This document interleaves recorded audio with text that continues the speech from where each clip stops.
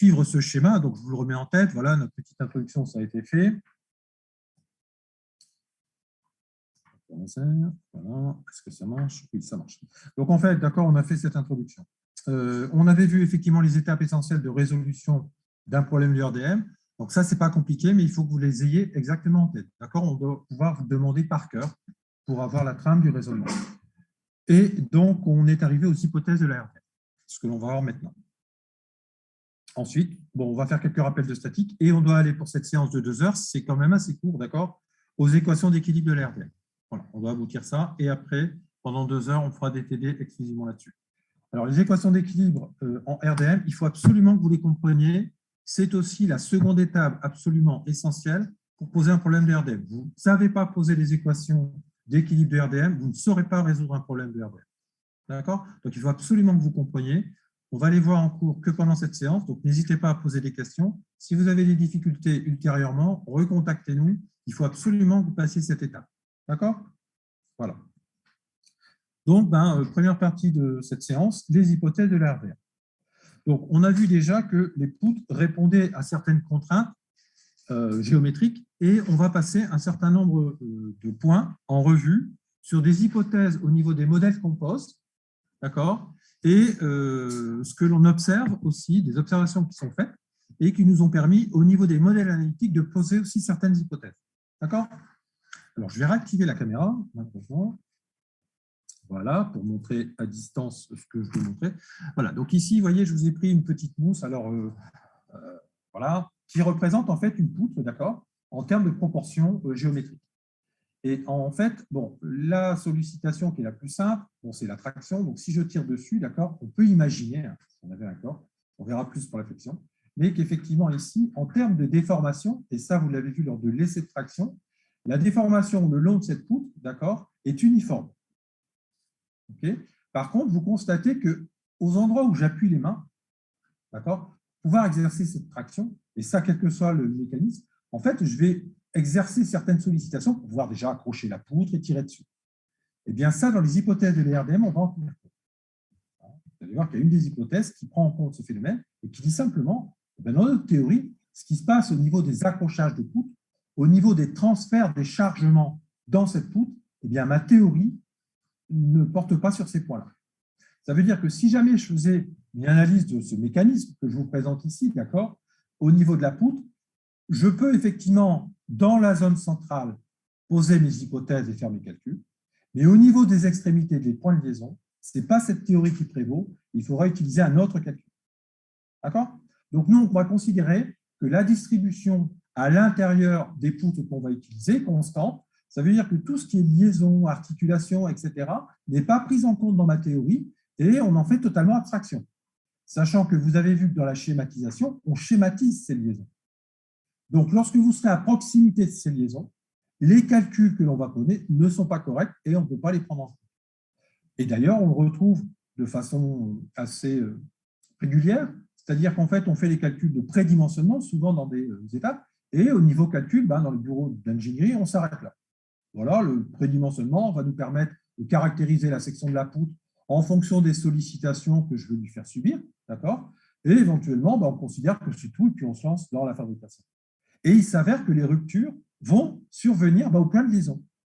Tout simplement parce que le calcul n'a pas été fait à ce niveau-là. On a fait abstraction, on a fait un petit calcul simple, et on n'est pas allé chercher en considération ces sollicitations-là. D'accord? Qu'est-ce qui va se passer? On a des phénomènes qui sont un peu plus complexes de concentration de contraintes qui vont pouvoir se produire. Ces concentrations de contraintes vont générer à l'intérieur de la structure des fissures. Les gens qui vont vers le génie civil, vous allez voir, on vous en parle beaucoup. Et ce qui se passe, c'est que la fissure est elle-même un point de concentration de contraintes. Et ce qui se passe, c'est que c'est cette fissure qui va se propager à l'intérieur du matériau, d'accord, toujours avec cette concentration de contraintes très locales au niveau du nez de fissure, d'accord, qui va se propager dans le matériau parce qu'on dépasse sa limite d'élasticité. Et après, tout ça, ça se généralise et vous tombez sur une rupture de la poutre à un endroit donné. D'accord? Voilà. Donc, en fait, une poutre, ce petit pain-mousse là que je vous présente, c'est exactement l'idée qu'il faut faire d'une poutre. Qu'est-ce que c'est? C'est bien la propagation d'une section, d'accord, le long d'une fibre particulière, qu'on appelle la fibre. On verra après je vérifie cette fibre moyenne. D'accord? Voilà, donc on va poser tout un ensemble d'hypothèses pour pouvoir poser nos problèmes. Et ces hypothèses, il ne faut pas trop les négliger. Parfois, on fait les calculs rapidement. Bon, vous allez voir en TD, nous, effectivement, on va s'appliquer à la théorie des poutres. Mais n'oubliez pas ces hypothèses lorsque vous serez en dehors de ce cours, d'accord, pour voir si vous pouvez les appliquer ou pas. Parce que parfois, on prend des formes qui ne sont pas très régulières et on fait de la théorie des poutres dessus. Voilà. Donc, au niveau de notre schéma de raisonnement, d'accord, on est à la fin de cette étape-là. La statique, on l'a déjà un peu abordée en TD, donc on la reverra rapidement. Et ensuite, on va rentrer dans la méthode des coupures ou encore méthode des sections qui prévaut en RDF. Allez, je recoupe la caméra pour l'instant. Il y a quelque chose que j'ai oublié de faire, c'est d'enregistrer la séance. Bon, je la ferai avec vos collègues vendredi. Donc, il y aura une séance enregistrée. Bon, ce ne sera pas celle-ci, malheureusement. Allez, je continue. Hop, voilà. Donc là, on va passer ces hypothèses assez rapidement en vue.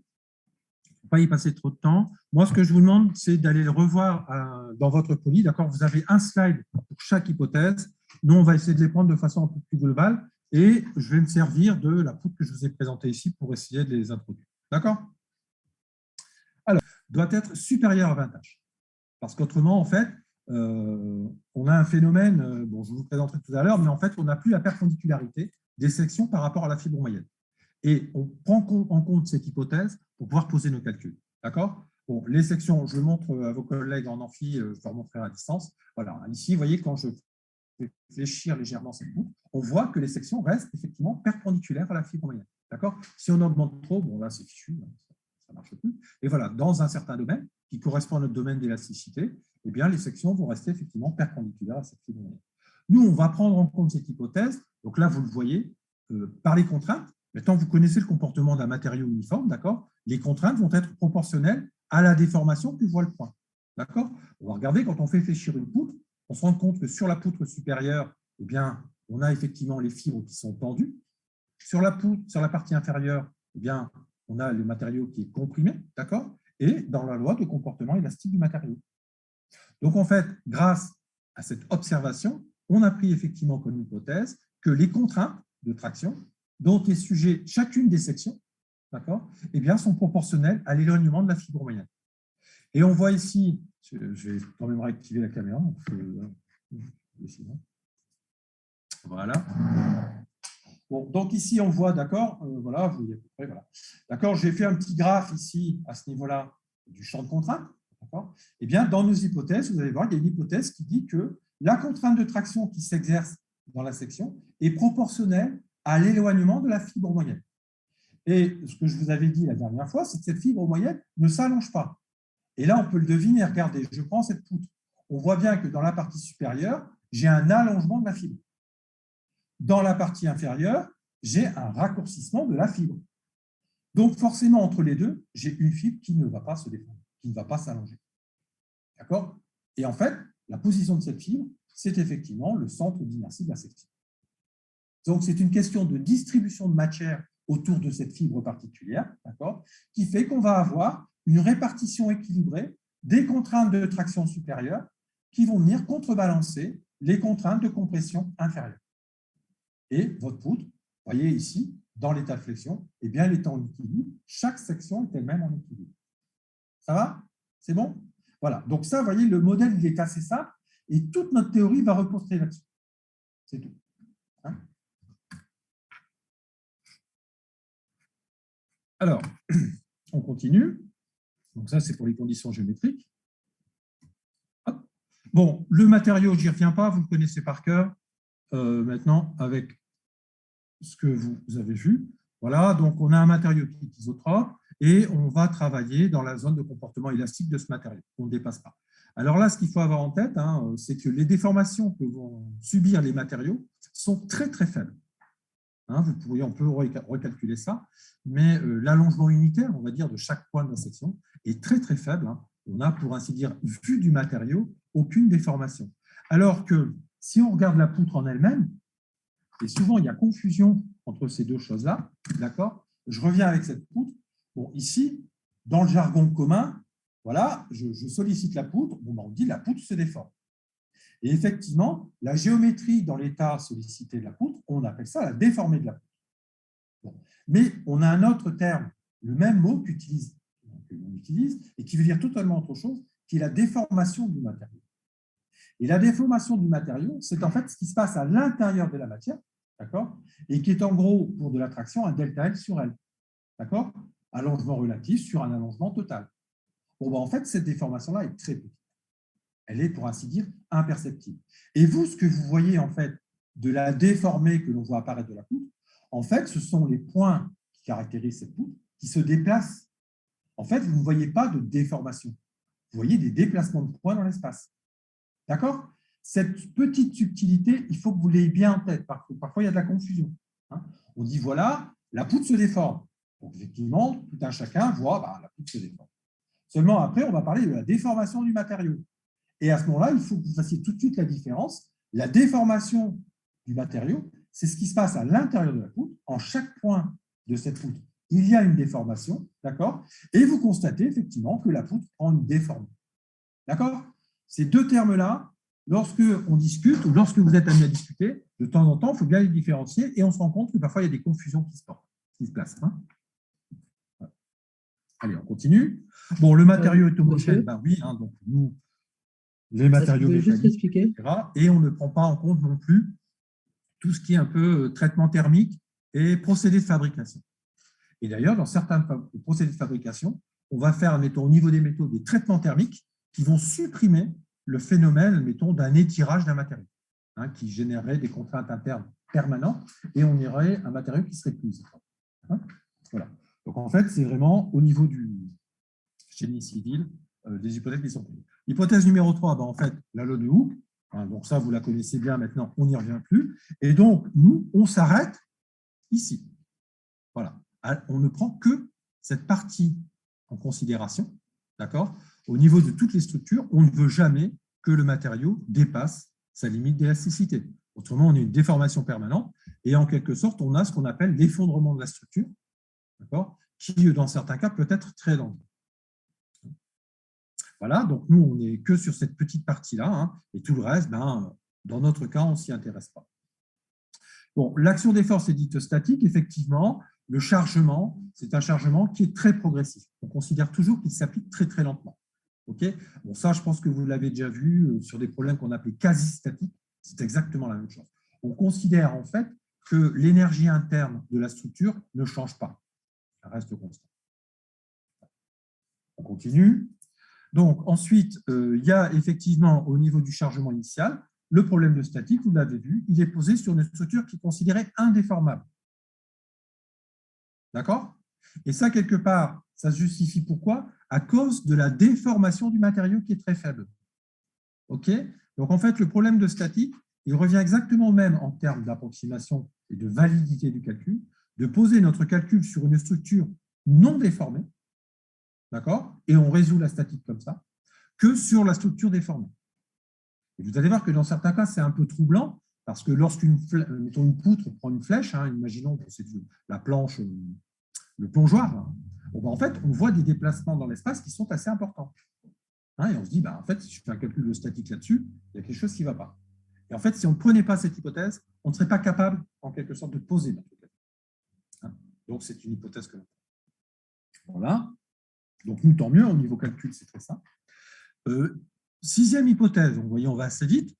On considère, c'est ce que je vous ai dit tout à l'heure, donc je réactive ma caméra rapidement, d'accord? Récemment, effectivement, quand il a étudié ça, voilà ce qu'il a dit. Il a dit, moi, ce qui se passe au niveau des points de transfert de charge qui sont ici mes mains sur la poutre, d'accord? Eh bien, mes hypothèses posées ne sont pas valables. Donc, c'est effectivement représenté sur la figure que vous avez ici. Mes hypothèses de l'ARDM ne sont valables que dans le centre de la poutre. Au niveau des points de contact, d'accord, eh bien, on ne peut rien dire. Et en fait, quel que soit, mettons, si je mets 2 doigts et que je fais fléchir, si j'en mets 3, etc., le comportement central au niveau de la poutre sera toujours le même. Okay, donc, c'est exactement ce que dit cette hypothèse. Cette hypothèse dit, en fait, le mode de chargement n'a aucune influence, d'accord, sur la déformation et les contraintes que va avoir la zone numérique. Donc, en fait, ce n'est valable qu'ici. Et vous voyez que là, l'écriture sous forme d'un torseur, c'est intéressant Parce que le torseur, en fait, ne se préoccupe pas de la façon dont la charge a été appliquée. Elle ne fait qu'une résultante. Et cette résultante, pour nous, sera calculée où? Au niveau de la fibre moyenne. D'accord? Tous nos calculs de chargement sont considérés effectivement s'appliquer au niveau de la fibre moyenne. Donc, c'est tout. Cette poutre, ce serait quoi? Eh bien, ce serait simplement une fibre moyenne. L'origine des chargements, je ne m'en occupe pas. Ça n'a aucune incidence sur mes calculs. Et j'aurai toujours au niveau de la zone numéro 1 un même comportement. En fait, qu'est-ce qui se passe? Eh bien, dès qu'on s'éloigne, voyez, des points de chargement, eh bien, il s'avère qu'on va avoir une distribution harmonieuse des déformations qui va se produire à l'intérieur de la poutre. Et après, on va avoir une répartition totalement régulière, en quelque sorte. Donc, les contraintes, on peut l'imaginer, vous prendriez une poutre de forme quelconque, eh bien, les contraintes suivent le profil. Elles s'alignent, c'est normal. Elles ne peuvent pas partir transversalement. Donc, en fait, ici, eh bien, on va avoir, au niveau de cette poutre, vous voyez, sollicité, eh bien, on va avoir de la traction qui va se produire. D'accord? Voilà. On peut prendre aussi un exemple que je prends très souvent, que j'utilise à différentes sauces, c'est le ballon de baudruche. Donc, quand vous gonflez un ballon de baudruche, c'est une épaisseur très, très fine. Les contraintes, en fait, elles ne peuvent pas être transversales. On ne peut pas avoir de contraintes, d'accord, qui agiraient en quelque sorte sur le comportement du matériau. Donc, dans l'épaisseur du ballon, aucune contrainte ne peut être exercée par le matériau. Et ça, on le voit très bien. Quand vous prenez une aiguille, d'accord, vous gonflez un ballon, la peau elle est tendue, en quelque sorte. Vous prenez une aiguille, vous appuyez à peine sur l'épaisseur du ballon, que fait le ballon? Il éclate. Pourquoi? Parce que très localement, vous allez exercer une toute petite contrainte et le ballon de baudruche, il est incapable de la supporter. Donc, qu'est-ce qu'il va faire? Il va se percer tout simplement et après, il va y avoir explosion avec le gaz qui est à l'intérieur. D'accord? Donc, en fait, dans un ballon de baudruche, malgré qu'il y ait une pression intérieure qui s'applique à l'intérieur, normale, à la surface, eh bien, dans le matériau, il n'y a pas de contraintes qui vont compenser cette pression. La pression sera compensée par la tension que la peau va devoir soutenir. D'accord? Ici, on va retrouver la même chose. Donc, nos contraintes et les déformations vont s'aligner avec le profil de la peau. Voilà, allez, on continue. Donc, l'hypothèse, effectivement, de Navier-Bernoulli, c'est que les sections restent perpendiculaires. D'accord? Donc, ça, je vous le représente. Et il est vraiment ces photos-là en tête. Ça explique tout. Voilà, je prends une poutre, je la sollicite en flexion. On voit bien, effectivement, que les sections restent perpendiculaires, ici, à la fibre centrale. D'accord? Donc, elles vont rester planes. Et cette planité, pour nous, est super importante. Pourquoi? Parce que c'est grâce à ça qu'on va pouvoir dire que la distribution des contraintes, qui est représentée ici, d'accord, eh bien, elle va être linéaire. Et ça, en fait, ça nous permet effectivement de connaître le champ de contraintes et à partir de là, calculer la contrainte extrémale et dimensionner notre poutre avec cette fois-là. D'accord? Voilà. Donc ici, ce serait, quelle que soit la forme, si j'ai pris une section carrée, à peu près, d'accord, mais on aurait une poutre de section quelconque, on serait dans le repère principal d'inertie de la poutre, et bien au point le plus éloigné, on aura effectivement la contrainte extrémale. Ce qui est intéressant aussi sur le point de vue pratique, c'est que la rupture, si elle doit se produire, elle doit normalement toujours se produire de l'extérieur vers l'intérieur. Donc, dans certaines entreprises, en fait, ce principe-là est utilisé. On demande à des personnes de faire le tour des installations et de vérifier qu'ils n'observent rien. On pourrait se dire, en fait, ça ne sert pas à grand-chose. Si, ça sert parce que si jamais un phénomène devait se produire, il se produirait toujours de l'extérieur vers l'intérieur.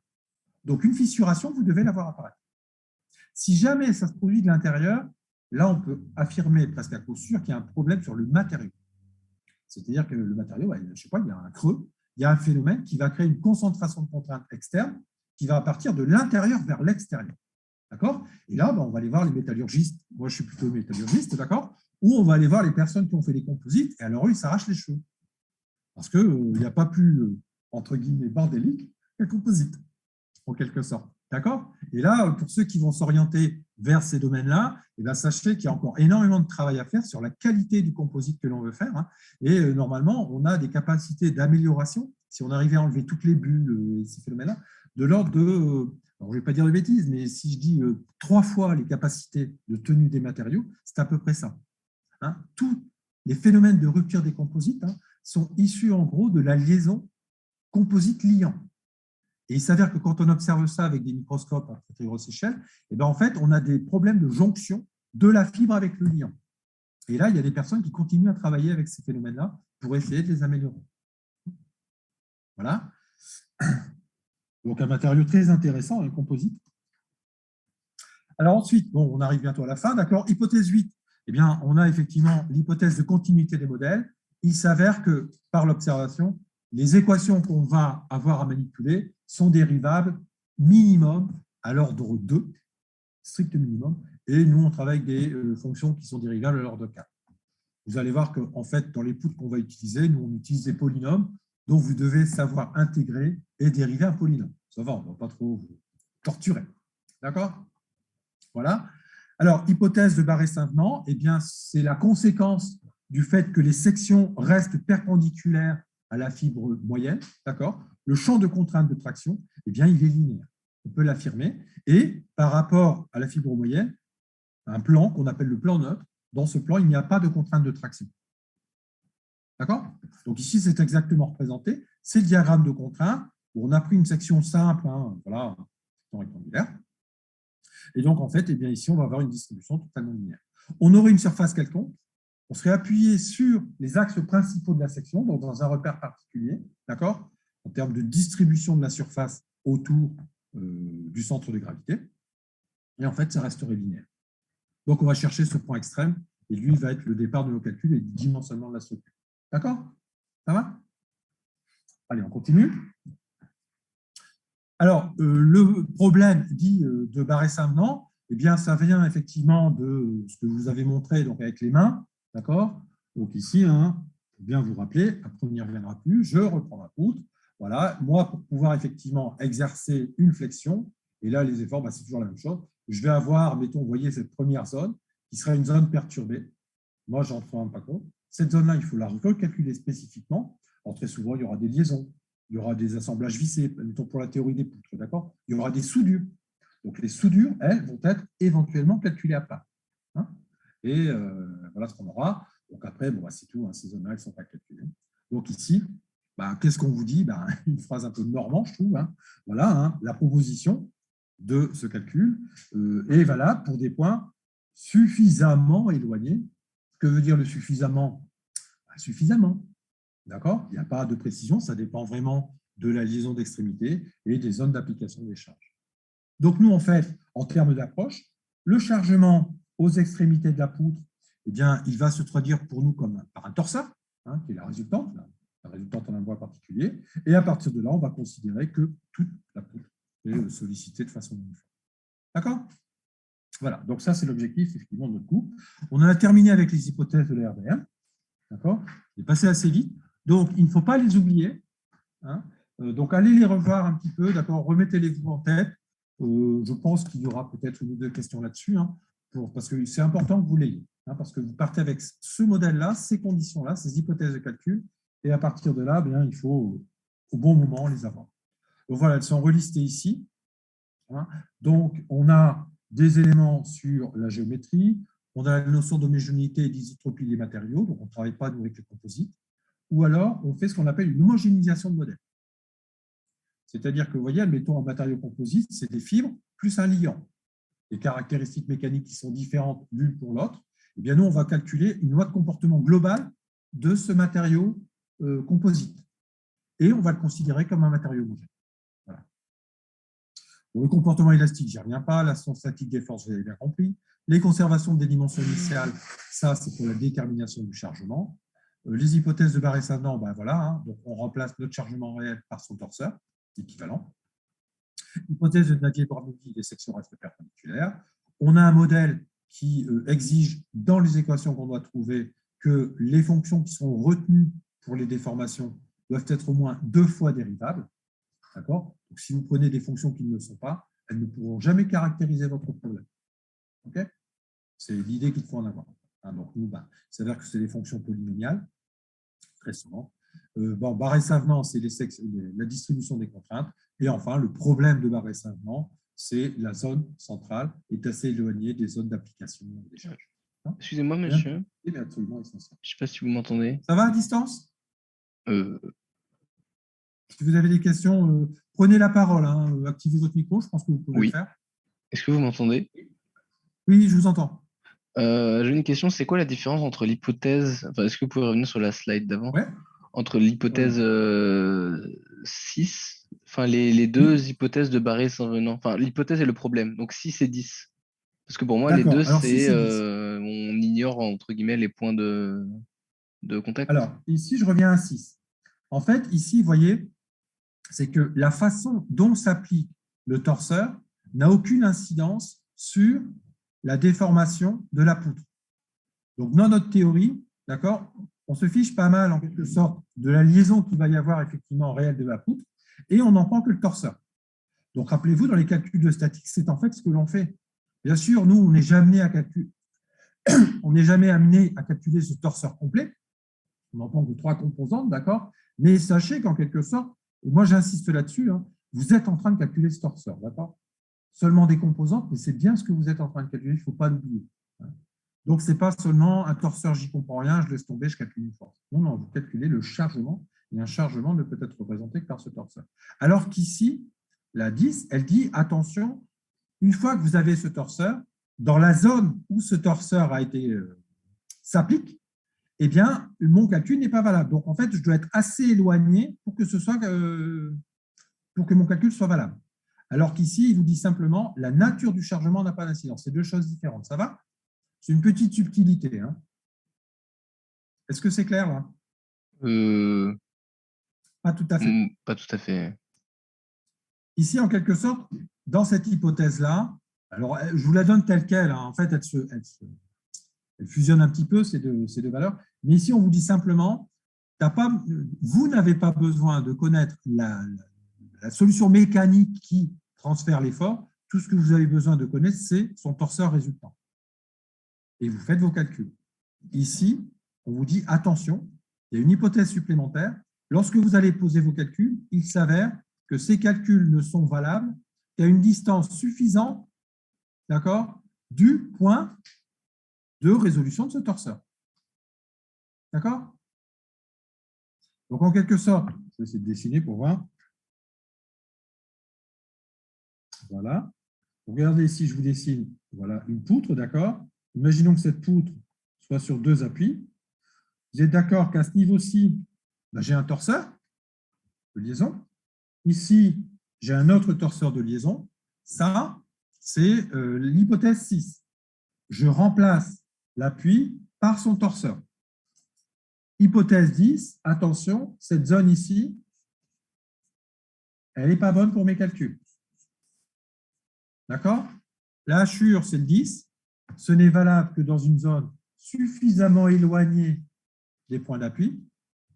Et la première hypothèse, donc la 6, elle dit tu peux remplacer ton appui, d'accord? Donc là, imaginons que ce soit un appui simple, une pointe, eh bien, tu vas pouvoir le remplacer directement par l'action, donc le torseur que la liaison est capable de transmettre. Ça va? D'accord. Oui. Voilà, c'est D'accord. deux choses un peu séparées. Voilà. Allez, on continue. Donc maintenant, alors, on va faire vraiment très rapidement quelques rappels de statique. Hein, s'il y en a qui ne sont pas tout à fait à l'aise, bon, voilà. Alors, où est-ce qu'on en est? On reprend la démarche complète, d'accord? Eh bien, on en est ici. Donc, ça, c'est ce que vous avez fait lors de la séance de TD, en gros. Hein. Voilà, quelques petites applications simples. Vous allez voir qu'on aura à en refaire. Et donc, on a cette notion, pour moi, qui est importante, de chargement dit actif. Donc, ça, c'est vraiment les chargements que vous avez à connaître, sans lesquels ce n'est même pas la peine de vous lancer dans le calcul. D'accord? Et on a les réactions d'appui, que j'appelle, moi, des actions passives, dans le sens où elles vont toujours s'accorder avec le chargement actif qui s'applique. D'accord? Donc, elles sont toujours, elles vont s'adapter, hein, tout simplement, eh bien, au chargement qui est actif. Sur le chargement actif, vous n'y avez normalement aucun impact, on vous le donne en quelque sorte, ou vous l'avez résolu avant, ou c'est les exigences de la problématique, et les réactions d'appui, par contre, ce sera la conséquence de vos chargements. OK? Voilà. Alors, que dire là-dessus? Bon, je ne reviens pas, voilà, les actions mécaniques. Alors, ce qu'il faut savoir, effectivement, c'est qu'en fait, les forces, c'est une grandeur qu'on a calculée, d'accord? On l'utilise très souvent, mais en fait, la force n'a pas d'existence physique. On en voit effectivement que les conséquences. Alors, quelque chose qui est effectivement important, pour les actions mécaniques, donc, elles sont assimilables à des forces. Là, on a l'équivalence. Et la force, effectivement, est un glisseur. Donc, on avait vu, hein, voilà, je vais effacer la vue ici. En fait, voilà, une force, vous pouvez, dans des problèmes de statique, comment ça se fait qu'il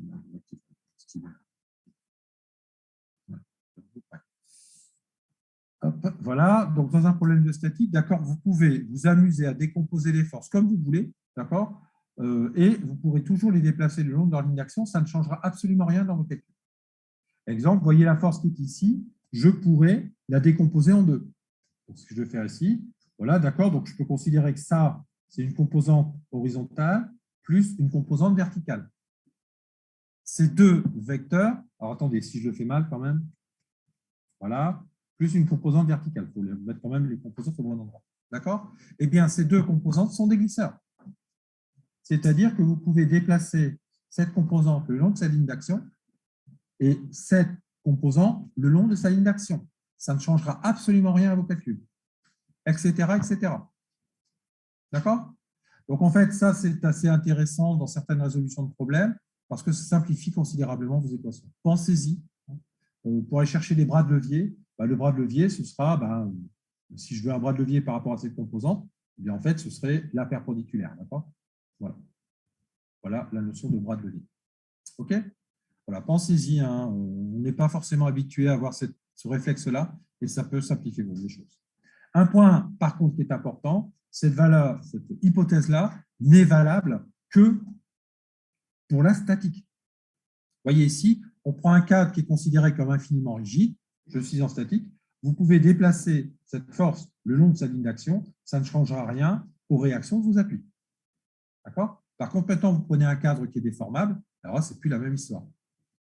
Vous ne pouvez pas déplacer la force lorsque vous travaillez pour calculer les déformations. On voit bien ici, le cadre, effectivement, ici, il aura tendance à prendre cette forme, avec une instabilité en bas, je laisse tomber. Mais si vous déplacez la force et que vous la mettez en bas, forcément, le cadre n'aura plus la même déformation. D'accord? Donc, méfiance pour ça. Tant qu'on est en statique, c'est assez simple. Une fois que le chargement est fait, alors il faut revenir à des calculs qui sont propres à l'RDM. Voilà. Bon, la notion de torseur, je n'y reviens pas. D'accord? Bon, pour ceux qui ne l'ont pas trop vu, je ne l'ai pas encore mis, mais je mettrai un petit document spécifique sur le torseur et vous pouvez me poser les questions que vous voulez sur le torseur. Ce qu'il faut savoir effectivement, c'est qu'un torseur intègre les forces et les mouvements. D'accord? Voilà. Bon, il s'écrit soit de façon vectorielle ici, d'accord? Donc là, ce sont deux lignes. Le premier terme est une constante, d'accord? C'est ce qu'on appelle la résultante du torseur. Et le moment, c'est une grandeur. Donc ici, c'est une incidence de la résultante en un bras particulier du torseur. Ici, vous avez les calculs qui vous sont proposés. D'accord? Donc, en fait, le moment, donc le transport d'un torseur en un point B, ce qu'on appelle le transport, c'est simplement le calcul du moment du torseur, d'accord, en un autre point, à partir d'un point initial. Lorsqu'on parle de force, le point initial, c'est en gros le point d'application de la force. Voilà, on part de là. Et après, on peut le déplacer. Okay, voilà. Donc, il n'y a pas de difficulté particulière. Bon, après, les équations d'équilibre, nous, voilà, c'est le torseur complet. Donc là, même chose, on part du torseur complet parce qu'on sait qu'on a tout dedans. Donc cet outil mathématique, il est super sympa parce qu'en gros, il intègre effectivement tout ce que l'on peut trouver d'une sollicitation extérieure. Et si on les transporte, eh bien, on doit avoir, ça c'est le PFS, la somme de tous les torseurs extérieurs qui s'exercent sur un système, s'il est en équilibre, doit être égal à 0. Donc là, il n'y a pas d'erreur possible. Ce qui est important pour ceux qui n'en ont pas trop l'habitude, c'est que vous voyez, et je crois que ceux qui ont travaillé un peu avec ça pourront vous raconter, une des difficultés, c'est qu'il faut ramener tout ça en un seul point. Donc, bon, attention à ça. Et ça doit être calculé dans un seul repère. Donc, si je prends X, Y, Z, unique, d'accord? Voilà. Donc, c'est ça la hauteur des torseurs. Quand vous écrivez, vous voyez, les constantes torsoriales, elle est super simple. Hein. Là, j'ai tout écrit. J'ai écrit un PFS complet. J'ai écrit un PFS complet qu'avec ces deux outils. Et là, quelque part, j'ai en gros terminé. Mais maintenant, si je dois effectivement faire le calcul analytique de ça, eh bien, problème, il faut que je mette tout ça en un seul point et il faut que je le projette dans un seul repère. C'est le problème des vecteurs. Voilà, donc ça, normalement, vous en avez l'habitude, mais il ne faut pas l'oublier ici. Voilà. Que dire encore? Pour les chargements actifs, bon, ça veut dire je ne dis rien pas. Les chargements actifs, donc, ce sont les forces, effectivement, et les moments, les chargements linéiques, puisqu'on est sur des poutres, d'accord, qui vont s'exercer sur notre structure. Donc, en gros, ce sont les données de votre problème.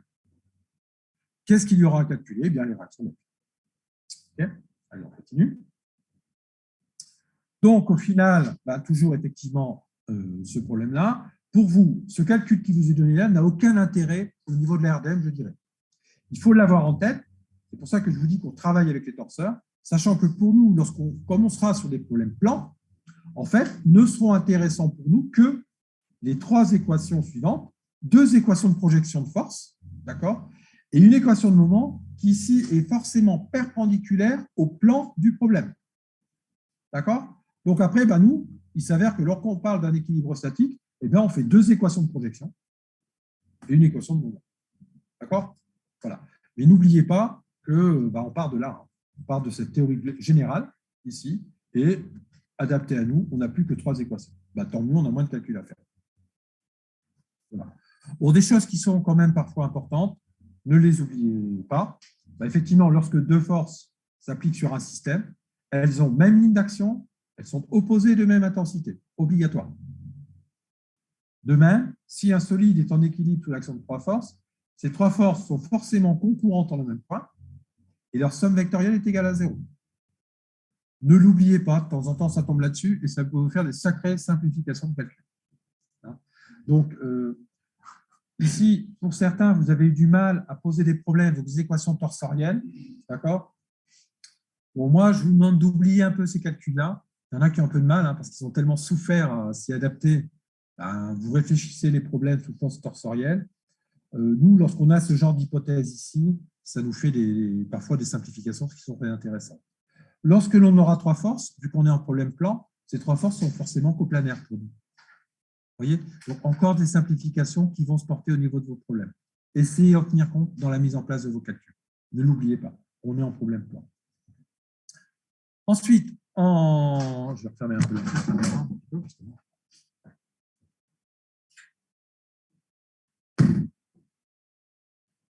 Vous voyez, je vais assez vite, mais voilà. Alors, autre propriété qui est effectivement importante, je pense, en statique, c'est que des chargements linéiques, donc là, P de X est un chargement linéaire, puisqu'il s'applique sur une poutre ici, peuvent être remplacés en statique par le chargement équivalent appliqué à l'isobarycentre de ce chargement, autrement dit, au centre de gravité. D'accord? Pareil, certains d'entre vous, on vous a un peu dit, voilà, il faut faire l'intégrale, etc. Donc, vous avez pris des habitudes qui sont intéressantes dans d'autres types de calculs et vous reposez carrément le calcul intégral. En vous disant, bon, les calculs intégral, c'est facile, je n'ai pas trop à comprendre, je vais poser mon intégrale d'un AX plus B, ça, c'est pas compliqué. Allez, je pose mon intégrale et je résous mon problème comme ça. Le problème, c'est que ça va vous demander du temps d'écriture, simplement retranscrire ça sur un bout de papier. Alors que si vous êtes capable de calculer des centres de gravité de forme que vous allez voir très simple, vous gagnez un temps fou. D'accord? Donc, en fait, la méthode de calcul d'intégration de A à B de P de X, c'est vraiment pas la meilleure. On va plutôt apprendre quelques centres de gravité très simples et nos chargements ne seront jamais des chargements tout tordus. Maintenant, on a arrêté de faire ça. Moi, quand j'étais effectivement étudiant, on avait toujours une épreuve d'un calcul d'intégrale, d'une fonction par morceau. Enfin bref, le prof s'éclatait un petit peu. Et puis comme ça, vous paluchez toutes les intégrales et tout, par morceau, tronçon et tout. Bon, quelque part, maintenant, avec les outils numériques qu'on a, ça ne vaut vraiment plus la peine. On a besoin de bien comprendre le concept. Et après que vous soyez capable de l'utiliser, vous allez avoir des outils qui vont vous assister pour faire ça. Par contre, il faut retrouver quand même le concept. Ça, il ne faut pas l'oublier. D'accord? Donc, nous, on n'ira jamais chercher des fonctions tordues pour voir si vous savez faire du calcul intégral. Ce n'est pas notre intérêt. Par contre, on va vous mettre peut-être des petits calculs simples. Et là, il va falloir extraire quand même les formes simples. Alors, pour ça, on a rajouté, depuis cette année, avant, je ne le faisais pas, mais quand vous êtes de moins en moins amené à le faire, en fait, il s'avère que vous avez parfois des problèmes pour calculer des centres de gravité. D'accord? Donc, une petite feuille. S'il y en a qui ont d'autres formes en tête, n'hésitez pas à nous les filer. On les mettra dans le colis pour vos collègues. Mais certains d'entre vous ne savent même plus où se trouve le centre de gravité d'un triangle. Il se trouve au 1/3 de la base. Ça va? Quand je vous dis ça, il y en a certains qui le savaient. Donc ici, le centre de gravité se trouve où? Bon, en fait, vous voyez, par rapport à la base, ici, le plus grand côté, il se trouve à 1/3 de la distance B-1. Bon, ben, une fois qu'on sait ça, c'est très facile. On pose 2/3, on remplace. La charge ici, ben, c'est la moitié de la surface du triangle. D'accord? Voilà. Donc, en fait, en termes de position, vous voyez au niveau des abscisses, ben, petit c sera égal à quoi? Ben, ce sera égal à petit a, ici, et moins le tiers de cette longueur-là, 2/3 de cette longueur-là. OK? Donc, moins 2 fois, ben, la longueur, c'est b moins a divisé par 3. Donc, la position du point C, eh bien, ce sera a plus 2b sur 3. OK? Bon, même chose. Alors là, j'ai renversé le triangle. Voilà. Puisque ben, parfois, quand on a les chargements triangulaires, ben, c'est ce qu'on va faire. OK? Donc, ici, ce sera quoi? Ben, ce sera a, et plus 1/3, puisque là, je suis au niveau de la base, plus b moins a sur 3. Bon, ben, si on fait le calcul, ça fait 2a plus b sur 3. Voilà, ça, c'est pour le triangle. Et après, ce qu'on peut avoir, c'est les chargements trapézoïdes. Alors, même chose, ça, c'était des petites figures qu'on avait. Bon, voilà, on apprenait ça par cœur, quoi. Par contre, vous, ben, vous ne les voyez plus. Donc, ben, comme quoi, hein, quand on ne voit plus les choses, ben, on les oublie, c'est normal. Donc, ici, donc, je vous ai dessiné la petite figure ici pour calculer la surface d'un trapèze. Il y a beaucoup de personnes qui ne savent plus ça. D'accord? Voilà, non, mais c'est pas grave, c'est normal. Je crois que je serai avec vous, vous ne saurez pas non plus. Tandis qu'avant, comme on faisait pas mal de géométrie, tout ça, bon, ben, c'était des petits trucs qu'on savait pas. Donc ici, regardez, pour retrouver la surface d'un trapèze, je vous ai mis ça pour vous. Bon, ben, c'est simplement, regardez, vous êtes d'accord, ici, je prends le même trapèze, je le retourne, je le mets au-dessus. Vous êtes d'accord que j'ai 2 fois la surface. Et ce que vous savez calculer, c'est la surface d'un rectangle. Ça, vous ne l'avez pas oublié. Non plus.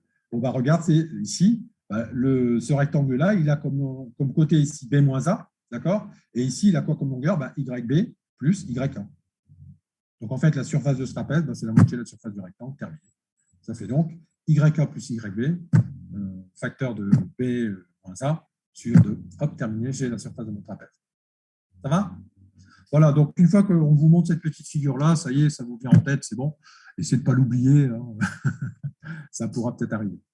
Bon, et après, ici, on a la formulation générale de la position du point C, d'accord? Lorsqu'on va avoir à faire un trapèze. Donc, soit un trapèze dans ce sens, soit celui-ci, ça n'a pas d'importance. Par contre, attention ici, hein, il faut que YA et YB soient de même signe. Autrement, vous repartez sur 2 triangles.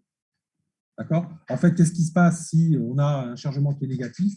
En fait, on perd un morceau de surface. Je vais vous le dessiner ici. On n'ira pas plus loin que ça. Mais voilà, regardez, je dessine en fait un chargement. Ça, c'est mon axe D0. D'accord? Voilà. Et imaginons qu'on ait ce chargement-ci. Donc là, c'est positif. Et là, c'est négatif. D'accord? On pourrait être tenté éventuellement de se dire, en fait, ça garde ma formule, c'est tout. J'ai mes Y qui vont changer de signe et puis ça va calculer. Ouais, mais regardez, il manque de chance. Ici, il y a une petite surface qui va disparaître, c'est celle-ci.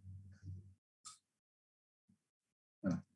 Donc, si vous reconstituez, c'est des constructions géométriques, hein, d'accord? Si vous reconstituez vos faces, voilà, en fait, vous perdez effectivement cette surface-là au niveau du triangle. Donc, je ne peux pas considérer que c'est un décalage, en quelque sorte, de ce triangle qui coupe l'axe des X. Donc, en fait, la formule n'est plus valable. Il faut repartir avec 2 triangles.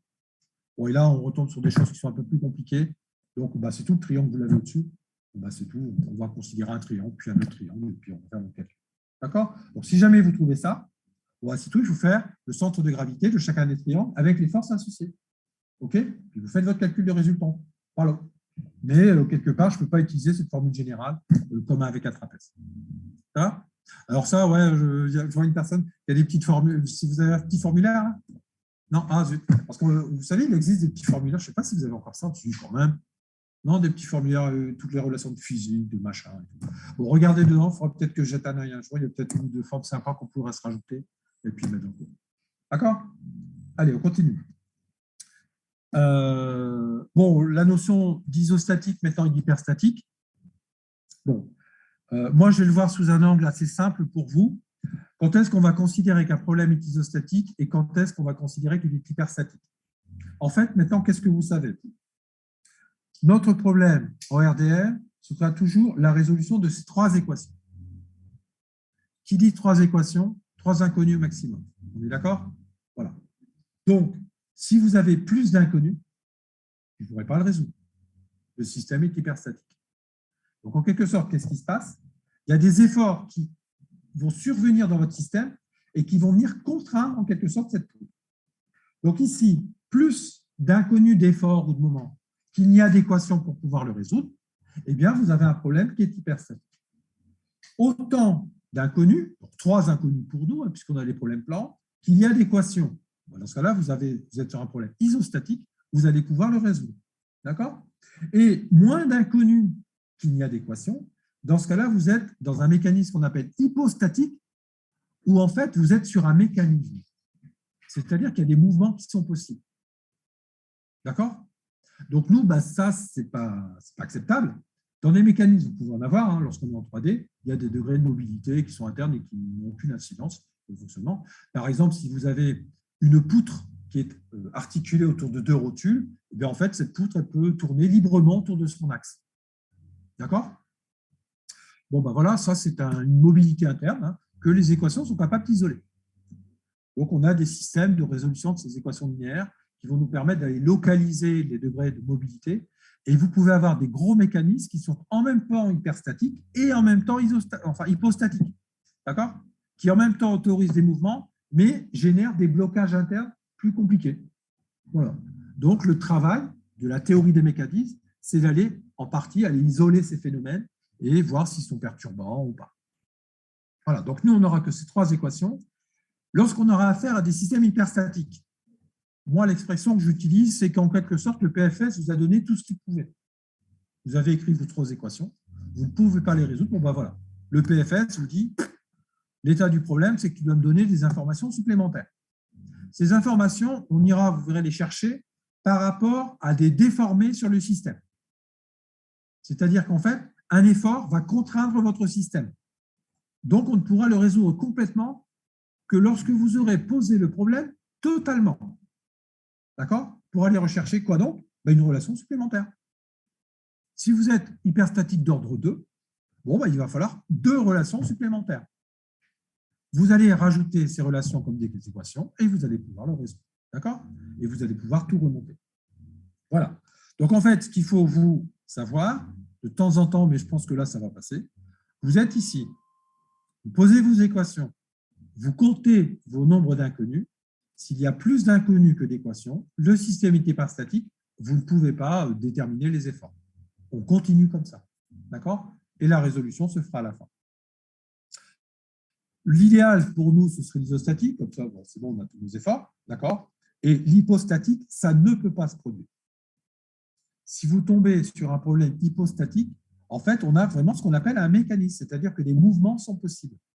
Et nous, s'il y a mouvement, c'est qu'il n'y a pas équilibre. S'il n'y a pas équilibre, c'est que votre poutre ne tient pas. D'accord? Voilà pour vous. Alors, ici, un tout petit exemple. Là, vraiment très simple. On prend le cas d'une poutre, d'accord? Vous voyez, c'est très simple. Ici, j'ai un chargement linéique. Je peux, sans me poser de questions, remplacer le chargement constant P linéique par un chargement équivalent. Terminé, puis là, je fais mon calcul. D'accord? Vous voyez qu'ici, c'est très simple. Centre de gravité du chargement, c'est la poutre sur 2. Le chargement total, c'est PL. Et à partir de là, c'est tout, symétrie de mon problème. YA égale YB est égal à PL sur 2. D'accord?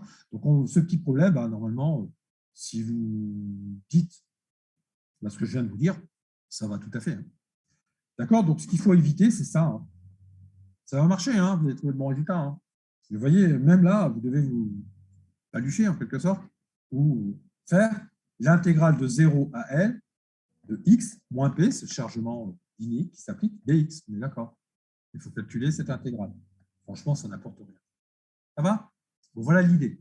Donc ça, vous pouvez le faire sur des chargements rectangulaires, sur des chargements trapézoïdaux et sur des chargements triangulaires. C'est vraiment la base. Ça va à distance, là? Comme je vais activer la caméra un petit peu. Hop.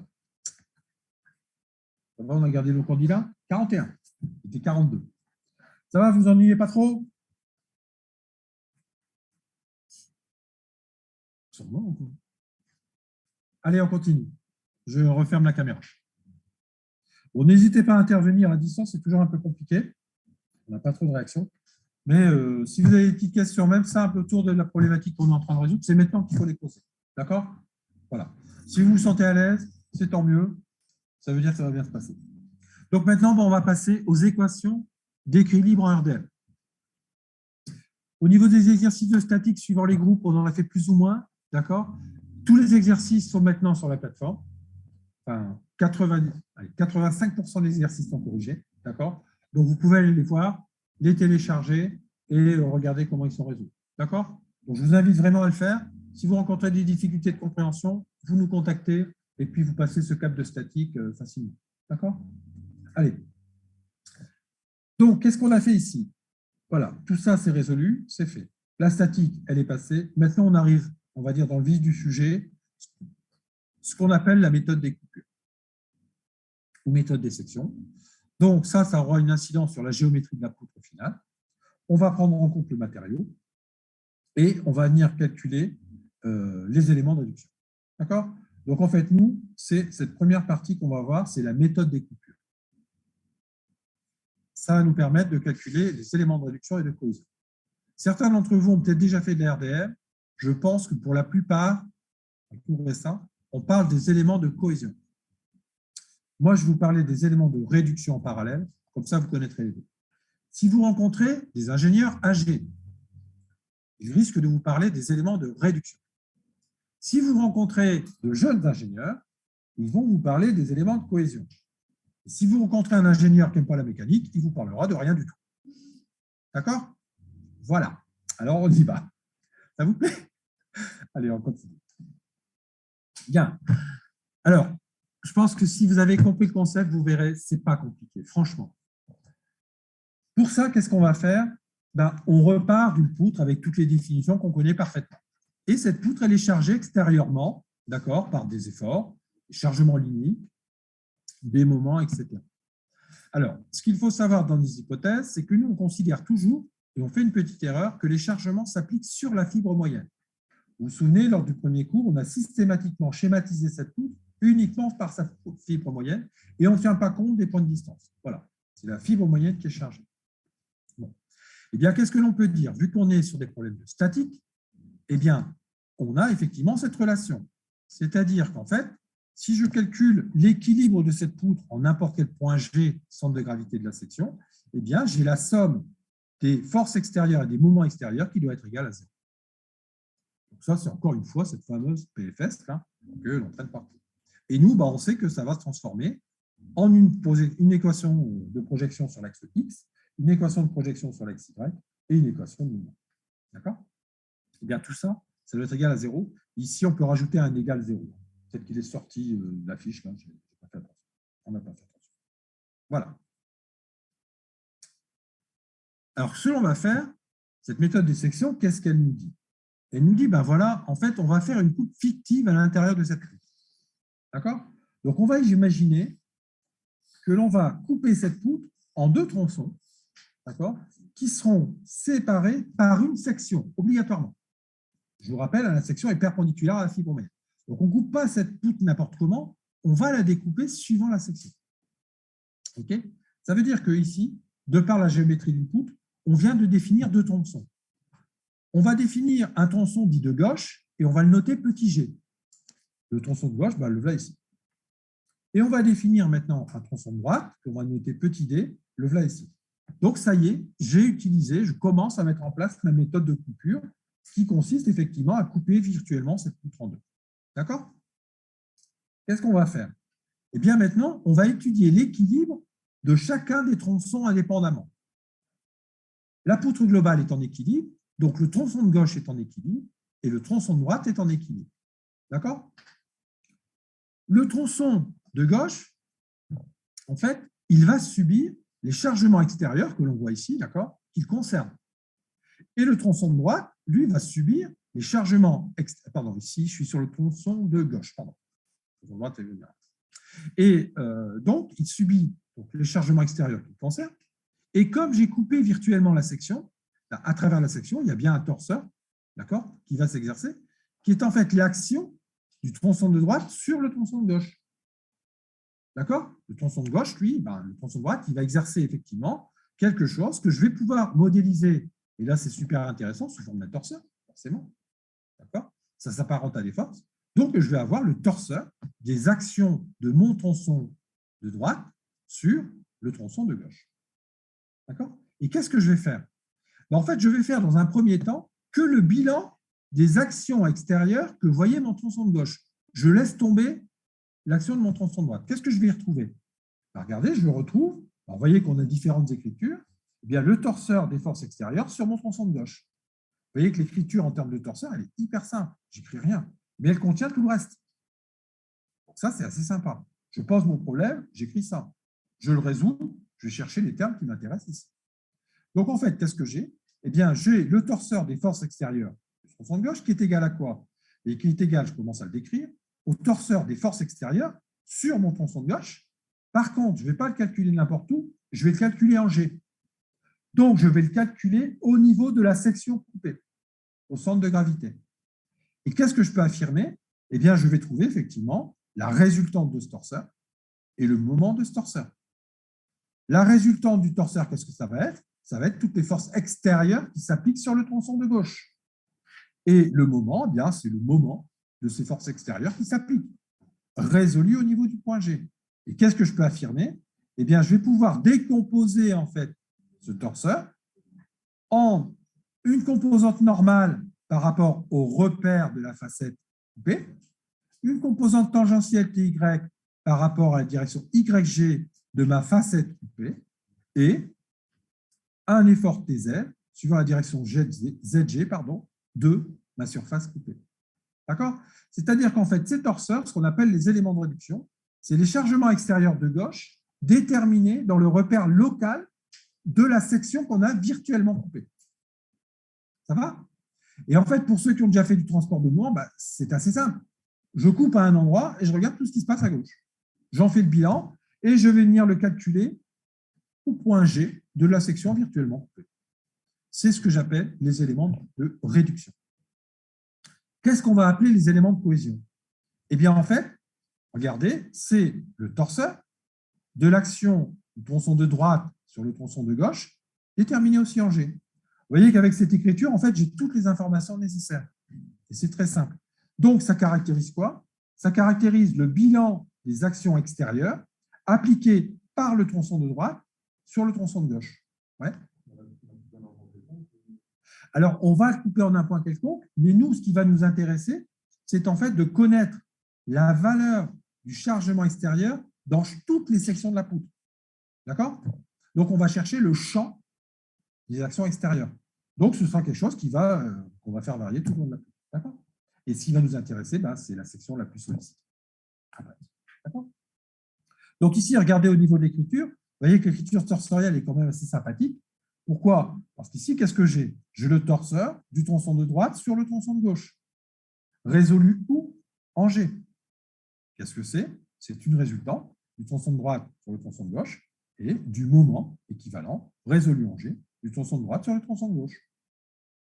Ce qui est très intéressant, c'est qu'ici, je n'ai rien à développer du tout. J'ai tout dans cet opérateur, donc tout dans celui-là.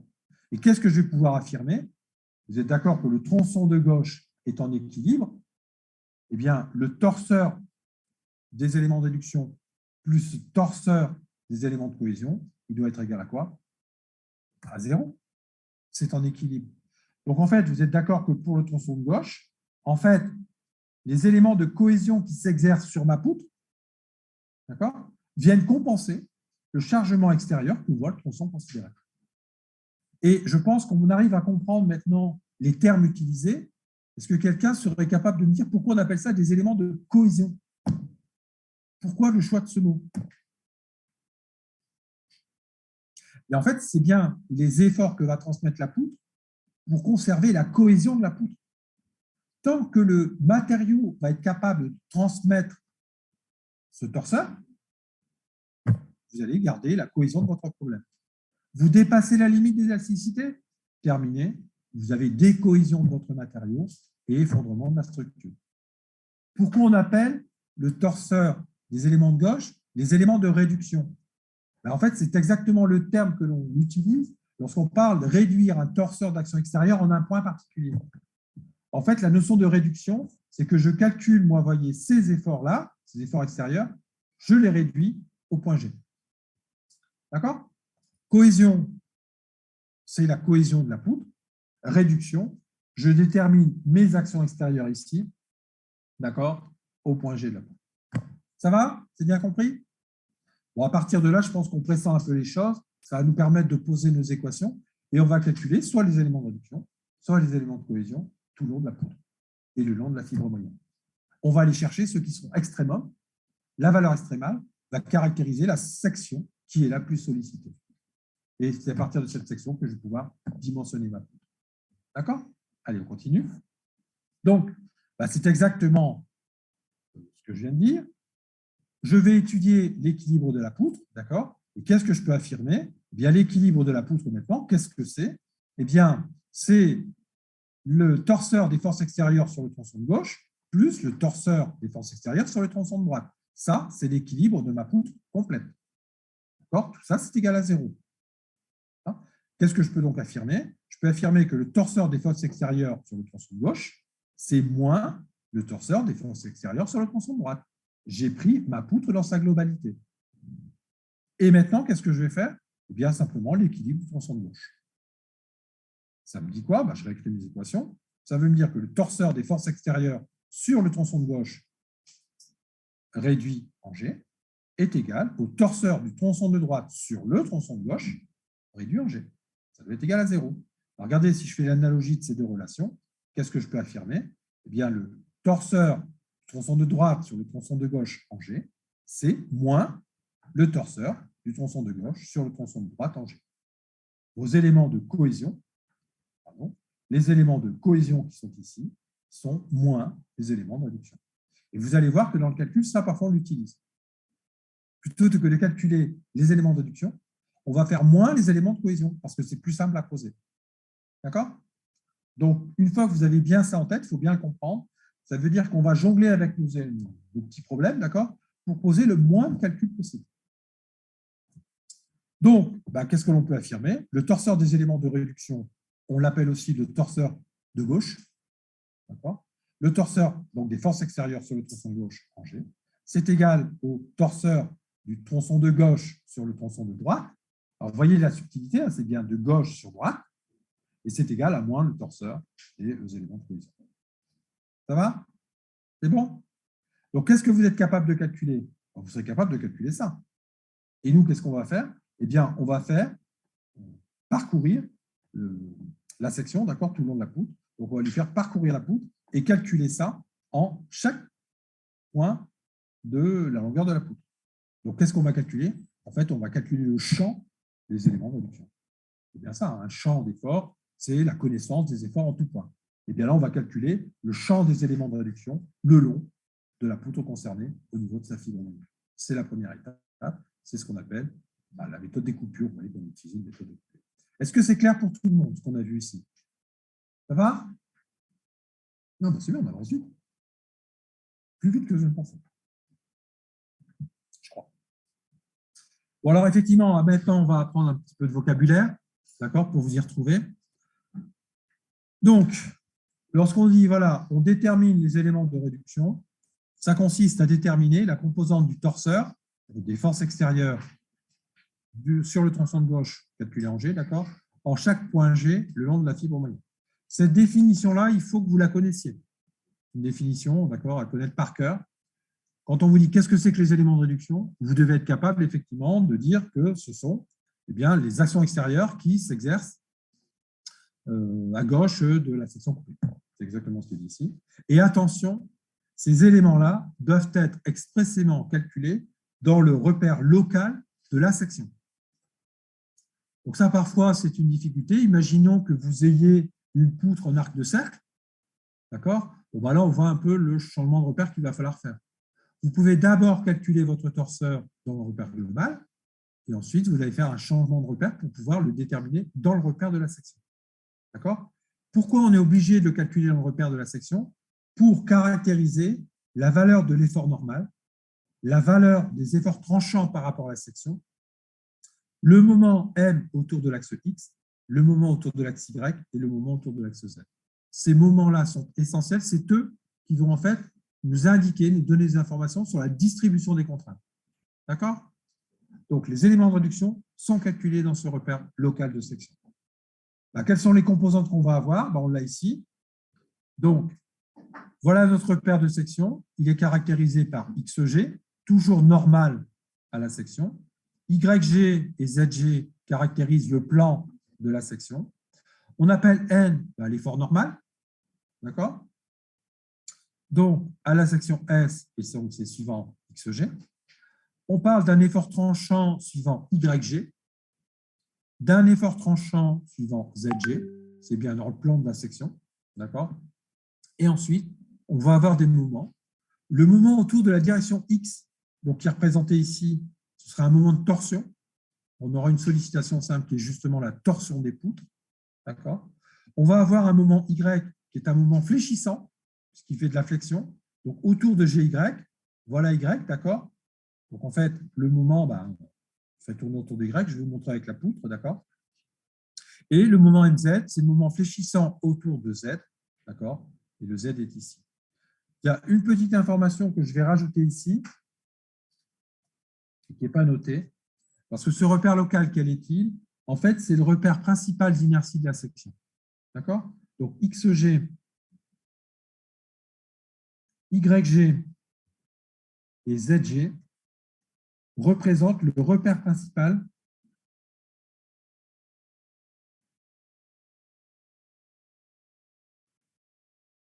pardon, pas de E, de la section coupée.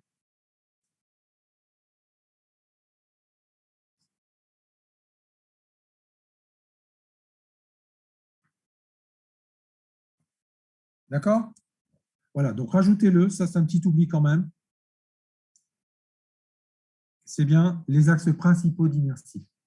Alors, les axes principaux d'inertie, si vous n'en avez pas l'habitude, pour les formes simples, donc les profilés, admettons, qui sont utilisés dans le bâtiment, c'est les poutres en I, les poutres en U. On a des formes qui sont assez simples, des poutres cylindriques, bien sûr, des axes creux. D'accord. En fait, les axes principaux d'inertie passent toujours par les axes de symétrie des sections. D'accord. Donc là, dès que vous allez avoir une poutre régulière, eh bien, vous voyez, admettons, je vais réactiver la caméra. Vous voyez, donc je vous remontre cette fameuse poutre là. Je ne sais pas si on est dans le. Voilà. Bref, en fait, ce que j'ai représenté ici, vous êtes d'accord que cet axe-là représente un axe de symétrie? Eh bien, ce sera un axe principal de la poutre.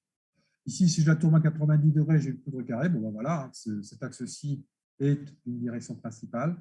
Si vous appliquez un champ d'effort sur cette poutre selon ses plans principaux, et en fait, on va avoir effectivement la décomposition du torseur dans ce repère-ci. D'accord? Voilà. Et pour des formes bizarroïdes, on les recalcule. Donc ici, dès que vous avez des sections qui présentent des symétries, ici, ça passe par les axes de symétrie, tout simplement, ça est identifié. Donc les poutres en I, c'est facile. Les poutres en U, il y en a au moins un qui est caractérisé. D'accord? C'est la symétrie de U. Voilà. De l'autre côté, il faut faire des calculs de distribution de surface. Les poutres cylindriques, là aussi, les axes sont indifférents, puisque tout axe qui passe par le centre est un axe principal d'inertie. On est d'accord. Donc c'est pour ça qu'on les utilise en torsion d'ailleurs, parce qu'ils ont cette caractéristique-là. Allez, on continue. Vous voyez, ce n'est pas très compliqué. Donc maintenant, on a bien caractérisé ce qu'est le torseur. D'accord? L'identification de ce torseur va nous permettre d'identifier le type de solidisation simple à laquelle est soumise la poutre. Donc, qu'est-ce que l'on fait? Donc maintenant, ça y est, on voit ce que l'on a à disposition. Vous avez calculé ce torseur-ci. Vous l'avez calculé en tout point G de la poutre. Vous savez qu'il se décompose ici. Eh bien, de façon générale, on a mis les 6 composantes. On est en problème plan. Nous, en fait, on n'en aura que 2, d'accord, qui ne seront pas nuls. Donc, en fait, ici, on aura N, on aura un effort T et un seul moment ici, d'accord, à la fois. Autrement, on est en sollicitation composée. Et donc, qu'est-ce qu'on va faire? On va décliner tout ce qu'on peut trouver. Donc, on prend les éléments de réduction et on regarde les valeurs que prennent les différentes composantes. Si N est différente de 0 et que toutes les autres sont égales à 0, et bien dans ce cas-là, on est soit en traction, soit en compression. La poutre, ici, d'accord, si je vous montre, voilà. Donc, N, Donc, N est supérieur à 0. Alors, je vais le faire. Voilà, ça m'intéresse plus parce que ça sera de la compression. Donc, vous voyez, si, regardez, hein, imaginons que la section coupée soit une section du milieu. J'exerce une compression sur ma poutre. D'accord?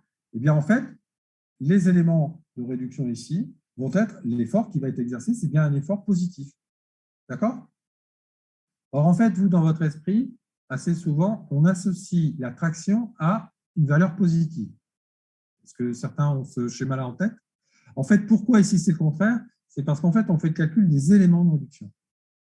Donc, lorsque l'on sera effectivement en compression, d'accord? On va ici, en quelque sorte, l'effort que j'exerce de ce côté-là, il est bien. Alors, mon repère, il est où? Attendez, je vais peut-être prendre le repère. Là, vous voyez, voilà. C'est dans le repère local de la poutre, d'accord? Le repère local de la poutre, il est dessiné ici. Vous savez, vous arrivez à voir? Donc, regardez, je pousse. C'est d'accord que ma main ici, elle exerce un effort qui est négatif. C'est de la compression. Mais regardez les éléments de réduction, ils sont forcément positifs pour contrebalancer. D'accord? Donc, ça, parfois, c'est un peu perturbateur. Et c'est pour ça que je trouve que les matheux, ils nous ont liquiné un petit peu. Ils ont dit, ouais, c'est pas bien, tout ça, négatif, vous inversez les signes. Prenez les éléments de cohésion. Alors, les anciens, ils ont dit, hey, tu me gonfles. Hein. Si tu as envie de prendre tes éléments de cohésion, tu changes de signe. Et puis, les jeunes, bah, ici, sont nuls. D'accord? D'où les éléments de cohésion. Donc, en fait, bon, bah, c'est tout. Hein. L'attraction nous permet de bien voir les choses. Ici, voilà, je compris. Il s'avère que ma main ici exerce bien un effort qui est les éléments de réduction. D'accord? Et cet effort-là est bien positif. Ça va? Bon, pour certains, ça ne pose aucun problème. Ils prennent ce qu'on leur dit et puis positif, négatif. Ouais, tu fais ce que tu veux. Bon, donc en tout cas pour nous, par les éléments de réduction, d'accord? Lorsqu'on sera en traction, l'élément de réduction il est négatif. Et lorsque l'on sera en compression, l'élément de réduction sera positif. Pour ceux qui auraient eu l'habitude de travailler avec les éléments de cohésion, je pense que n'est pas à peine d'y revenir, vous avez bien compris ce qui se passe. Okay. Alors, maintenant, on continue. Maintenant, je prends mes éléments de réduction. Regardez, N, ici, est égal à 0. J'ai Ty ou Tz qui est différent de 0. Et puis ici, Mx égale à 0. My ou Mz, les deux, sont égaux à 0. Et bien dans ce cas-là, on sera dans une sollicitation simple dite de cisaillement.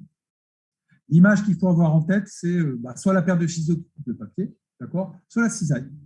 Voilà, on tranche. Là, on sera en cisaillement simple. Je continue sur les possibilités. N égale à 0, pas d'effort tranchant, et j'ai simplement Mx, le moment autour de x qui est différent de 0. Donc, regardez, ce moment, il est là, d'accord? Donc, en fait, on imagine un moment qui est différent ici. Bon, bah, dans ce cas-là, on sera dans ce qu'on appelle la torsion pure. La torsion pure, c'est tous les arbres de transmission de mouvement de rotation, pour ainsi dire. D'accord? Ensuite, qu'est-ce que l'on peut avoir? On peut avoir soit My, soit Mz différents de 0. Toutes les autres composantes nulles. Dans ce cas-là, on sera dans ce qu'on appelle le mode de flexion pure. Alors, ce mode de flexion, on l'appelle aussi le mode de flexion 4 points. Donc, à la limite, vous pouvez l'écrire. Il y a un essai qui est cet essai-là. Ici, lorsqu'on est en flexion pure, on dit aussi, entre parenthèses, la flexion 4 points. D'accord? En quelque sorte, en termes de schéma, ce serait une poutre, d'accord, qui serait ici de façon symétrique. Alors, je suis désolé du dessin, voilà. D'accord? Vous voyez le petit dessin que j'ai fait? De façon symétrique, j'ai une poutre qui est sur deux appuis et je vais exercer en son centre ou à l'extérieur deux forces de même intensité. Eh bien, dans la zone centrale ici, on est en flexion pure. Alors, c'est assez intéressant, ce mode-là, et on l'utilise dans l'industrie. Pourquoi? Parce qu'on démontre que la forme que va prendre la déformée, c'est un arc de cercle. Exact. D'accord? Et en fait, si vous dépassez la limite d'élasticité du matériau, eh bien, en fait, vous allez en gros donner une forme circulaire à votre poutre que vous aurez cintrée dans ce mode-là. Voilà. Donc ça, c'est la flexion pure. Et celui qui est vraiment le plus généralisé, c'est le dernier. C'est en fait le cas où N est égal à 0. D'accord? Ty ou Tz de façon exclusive est différente de 0. Et ici, lorsque Ty est différent de 0, ce sera Mz. Ou lorsque My sera différent de 0, ce sera Tz et différent de 0. D'accord? Donc ici, je vais mettre de la couleur, si j'y arrive.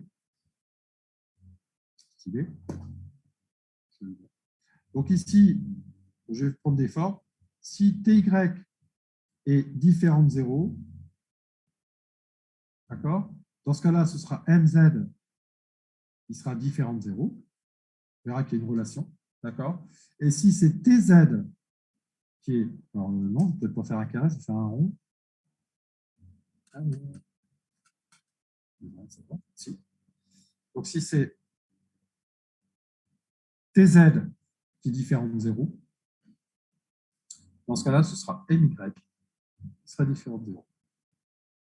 En fait, on change de plan, tout simplement. Vous voyez ce que je veux dire? Ici, par exemple, je reprends ma poutre, d'accord? En fait, tout ce que j'ai fait, c'est que j'ai appliqué dans un plan qui est perpendiculaire au précédent. Et on est toujours dans un problème plan. D'accord? Voilà, avec des comportements qui sont différents. Donc là, c'est aussi l'exemple de la règle qui est très, très fine. Donc voilà, si j'exerce un effort par rapport au plan de la règle, d'accord? Donc c'est soit ça, voilà. Voilà, premier plan. Et le deuxième plan, bah, ce serait perpendiculaire. D'accord? Là, vous ne voyez pas grand-chose, c'est en deux. Mais ceux qui sont dans l'amphi, là, ils ont un avantage certain par rapport à ceux qui sont à distance. Ils voient de façon exceptionnelle. Moi, vous voyez de façon exceptionnelle. J'en ai un qui est tout au fond, qui a l'air de se dire, putain, le vieux, là, il me perd un peu la boue. Mais, mais c'est vrai. Allez, on continue. Vous voyez, c'est rigolo, la RDM. On s'amuse. Bon, allez, on continue. Ça va pour l'instant? Vous n'ennuyez pas trop? Allez, on continue. Alors, en fait, alors, dans le contexte du chapitre 6, oui, que l'on va voir, quels sont les modes que l'on va voir ensemble? D'accord? On reprend toujours sous l'aspect des torseurs, et moi, je trouve que c'est là où c'est intéressant, c'est-à-dire que dans cet outil, j'ai toutes les informations. D'accord? Donc, en fait, quand est-ce qu'on aura de la flexion pure? Ben, ici, il suffit simplement de prendre mon torseur, d'accord, et d'aller y mettre les composantes qui m'intéressent. Donc, ici, qu'est-ce que je vais avoir? Je suis en problème plan. Donc, en fait, vous voyez les composantes qui sont marquées par des tirets, je ne m'y intéresse pas, c'est un problème plan. Voilà, mon torseur se simplifie. Et en fait, ici, qu'est-ce que je vais avoir? Ben, au niveau d'ici de n et de ty, je vais avoir 0. Problème plan, ben, ici, je ne m'y intéresse pas, c'est nul de toute façon. D'accord? Et j'aurai mz qui sera différent de 0. Après, je change de plan. Donc, vous voyez, au niveau des composants, le torseur, il est très sympathique parce que j'ai tout dans le même outil. Bon, ben, ici, je vais avoir 0, 0. Cette composante-là ne m'intéresse pas, je suis en problème plan. Et je vais avoir my qui sera différent de 0. Voilà, je suis ici en flexion pure plane. Pour la flexion simple, même chose, voyez, voyez au niveau de mon torseur, j'ai directement la traduction, TY différent de 0 et MZ. Et puis de l'autre côté, qu'est-ce que je vais avoir? Soit TZ et MY. Les autres composantes, je ne m'y intéresse pas. Et automatiquement ici, j'aurai une valeur nulle de mon problème. D'accord? Voilà, c'est pour ça, je pense aussi que les torseurs sont assez intéressants. Et après, bon, mathématiquement, les calculs sont assez sympas. Ici, je suis dans ce que j'appelle la flexion 4 points. Donc, vous voyez l'illustration. Vous voyez, je suis ici sur une machine qui est capable d'exercer de la compression. Je mets ma poutre ici, reposant sur deux appuis simples. Et je viens ici, à l'aide d'un petit outil, exercer deux efforts centraux. La partie centrale qui est ici est soumise à de la flexion pure. Après, autre essai, ce qu'on appelle de la flexion 3 points. Donc là, c'est assez simple. Regardez, on a ici un petit support. La poutre est là. Okay, elle repose encore une fois sur deux appuis. Par contre, l'effort, on vient l'exercer en son milieu par un appui simple. D'accord? Il s'avère qu'ici, on a du cisaillement qui se produit dans la poutre. On vient nous enquiquiner un petit peu. Alors qu'ici, on n'en a pas. On n'a que de la traction. Ça va? C'est clair? Alors maintenant, c'est vous qui allez travailler. Ça va? Un petit exemple. Alors, normalement, si vous avez bien compris, vous êtes capable de le faire. Alors là, c'est un peu pour moi, ça. Hein. Parce que comme vous aurez tous compris, je serai super fier. Je ferai un cours super. Tout le monde, il a compris. Allez, s'il vous plaît, donc ceux qui sont à distance, vous posez le verre de café juste à côté du PC. Prenez votre plus beau stylo et vous essayez de répondre. Donc voilà, on a une petite poutre, d'accord, encastrée. On vous donne là des efforts et des sollicitations. Et on vous demande simplement de déterminer les éléments de réduction au point B, qu'au seul point B.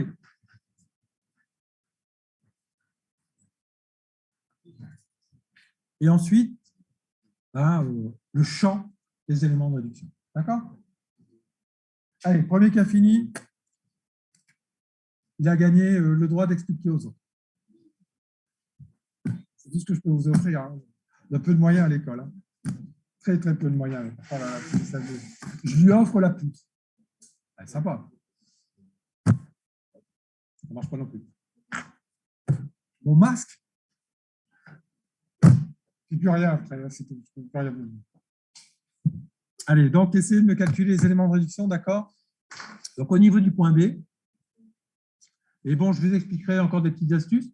Donc l'objectif de la séance de TD, justement, ça va être de poser les éléments de réduction comme ça. Hein, et il faut surtout passer ça. Allez, ceux qui arrivent à me calculer en DS, vous voyez, ça peut être aussi ça, hein, qui est moteur. En gros, ceux qui arrivent aux éléments de réduction corrects en DS, globalement, ils ont 8. Quelque chose comme ça, à peu près. Bon, ça vaut quand même le coup. Après, il suffit de dire deux petites choses intéressantes, tout ça. Hop, 10. Et après, bon, ceux qui n'aiment pas trop le RDM, ils se contenteront de ça. Par contre, les mecs qui sont, eux, ils ont carburé à 16, 17, 18, en bref, dans les summums. Il y en a toujours qui ont des, en tout cas, tous les ans, il y en a qui ont, pour ainsi dire, 20. Quoi.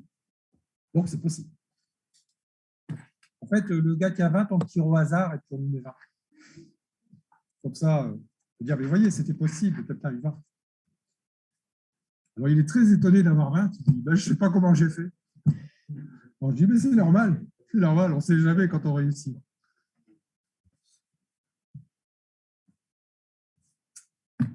Ah, il y en a deux qui ont lâché. Là. À distance, là, ils étaient 42, ils sont plus de 40. Il y en a deux qui ont pété un câble. On vous suit à distance, là. Hein. En temps réel, là, j'ai tout, hein, toutes les informations. Là. Bon, ça va à distance, là? C'est bon, pas de questions? Allez, donc essayez de le faire à côté.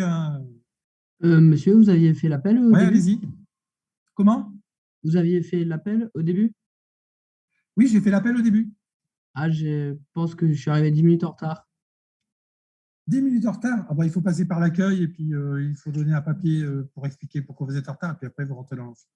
Non, mais je suis dans l'appel depuis le début. Ah, d'accord, ok. Bon, écoutez, on verra après, quoi, d'accord. Bon, ok. Vous restez après un petit peu, puis au moment de la pause. Et puis, Ça va. bon, j'ai relevé la feuille, je ne sais plus quand, je l'ai signalé en fait. Donc, si vous n'étiez pas dans le message, j'enregistre, vous n'avez pas été enregistré.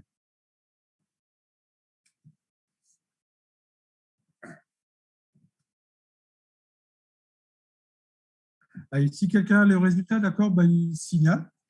Hein.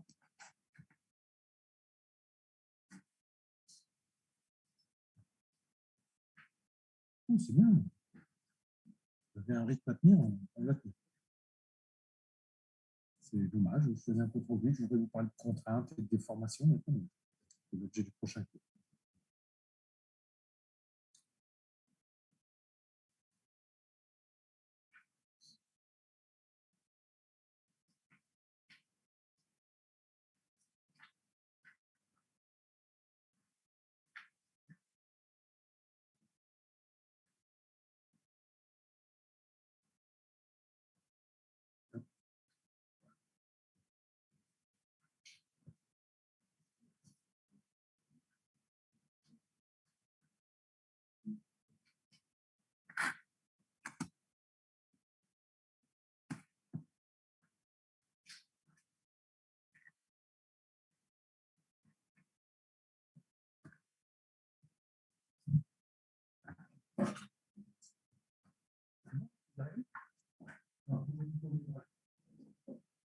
Quelqu'un peut proposer une méthode à ce moment pour implémenter, comment vous attaquez ça?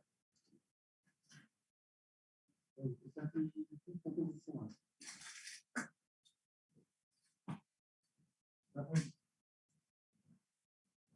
Donc, reprenez le tableau de résolution. Vous êtes obligé en gros de passer par quoi?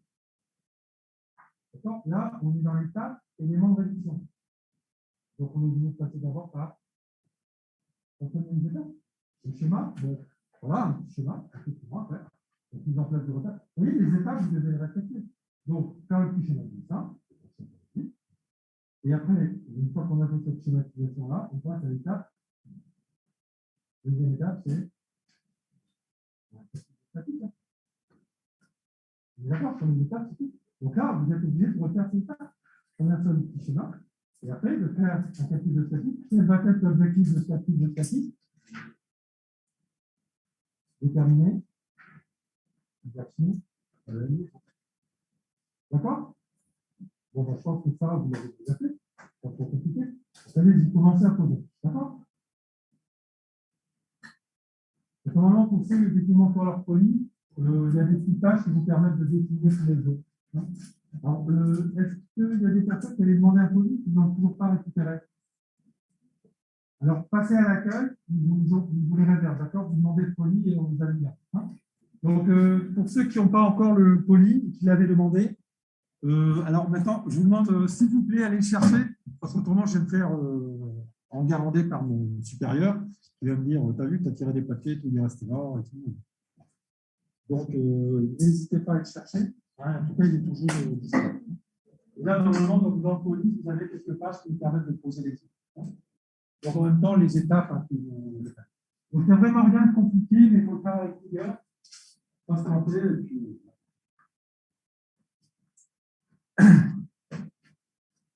Alors, forcément, je vais vous proposer quelques pistes différentes en fonction de ce que je vous ai dit, mais allez-y.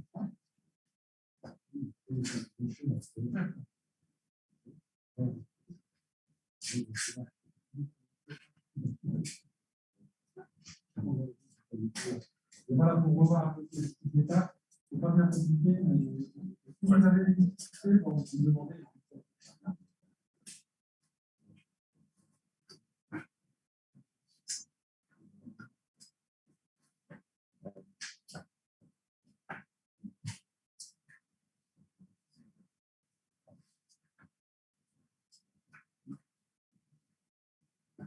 Ça va à distance, là? J'arrive à le faire? Je vais couper ma caméra. Donc, n'hésitez pas à me poser des questions, hein, d'accord?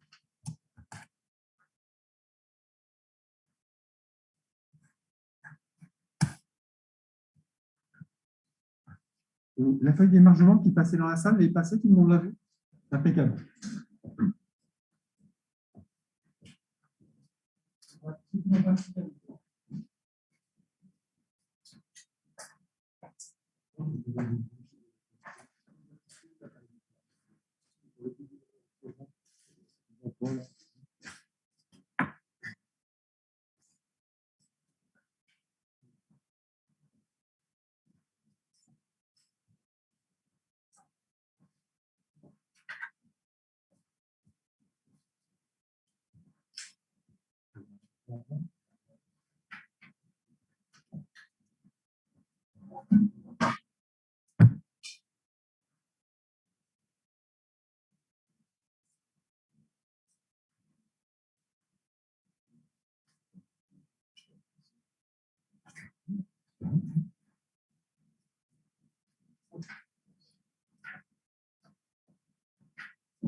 Bon.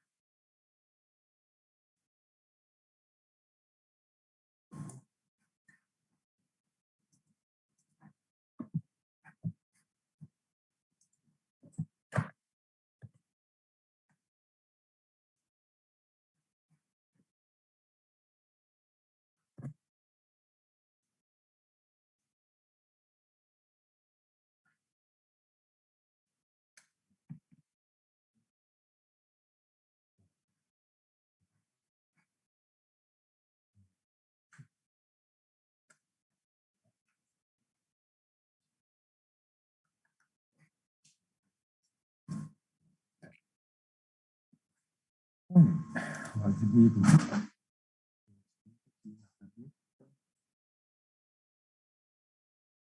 Bon, et donc, on va se lancer dans la méthode, d'accord? Alors, je suis désolé, je ne peux pas utiliser ma tablette. Je ne vais pas le reproduire à l'écran, donc je vais me débrouiller avec la souris. Alors là, vous allez assister à un festival de représentation graphique qu'il ne faut absolument pas faire en DS, hein, pour très mauvaise qualité. Allez, on est parti. Donc, représentation, d'accord? Donc, c'est des choses qui sont systématiques. Donc, ici, hop, qu'est-ce que j'ai dessiné ici? De la poutre, c'est, je dessine un seul trait, ça représente fibre moyenne. D'accord? Vous voyez, ces petits réflexes-là, il faut vraiment que vous les ayez. Si vous gardez vraiment cette approche-là, je pense qu'il n'y a plus de problème possible, quoi. Allez, donc maintenant, mise en place du repère normalement global qui est nécessaire. Donc, en repère global, on va ici, c'est simple, le Y, le voilà. Voilà. Hop, je conserve le X qui est ici. Voilà. Et le Z qui est perpendiculaire, je ne le représente pas. D'accord? Donc ici, qu'est-ce que j'ai? Ben, j'ai Y. Alors, s'il veut le faire, Y, il va me le représenter en géant. Et puis le X, c'est pas grave, on va passer le temps là-dessus. Voilà. Et voilà, j'ai mis en place. Et par contre, ce qu'il faut représenter systématiquement, c'est le sens de rotation positif que vous représentez dans votre figure. Donc ici, je le représente comme ça, voilà, qui va nous permettre en fait à poser notre équation de mouvement. Vous allez voir que la résolution, moi je l'appelle vraiment graphique. Et c'est là qu'on abandonne un peu totalement les torseurs, malheureusement avec lesquels on vous a demandé de vous familiariser, et c'est très bien. Voilà, donc là je crois que j'ai tout dessiné. L'encastrement, donc la schématisation de l'encastrement, je pense que vous le connaissez. Donc c'est un trait, hop, je vais peut-être changer de couleur. Tac, on va chercher du noir. Non, c'est pas ça. On va y arriver, on ne fait pas. Voilà, donc ça c'est la souris, hein. Donc, plutôt pas de tatouage.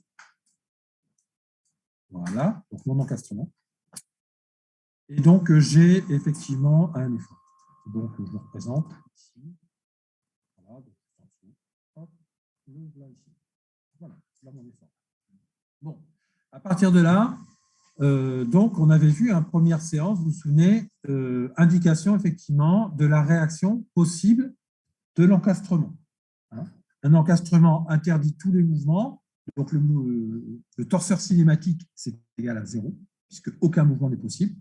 En conséquence, on a la dualité avec le torseur de réaction. Toutes les composantes sont potentiellement non nulles.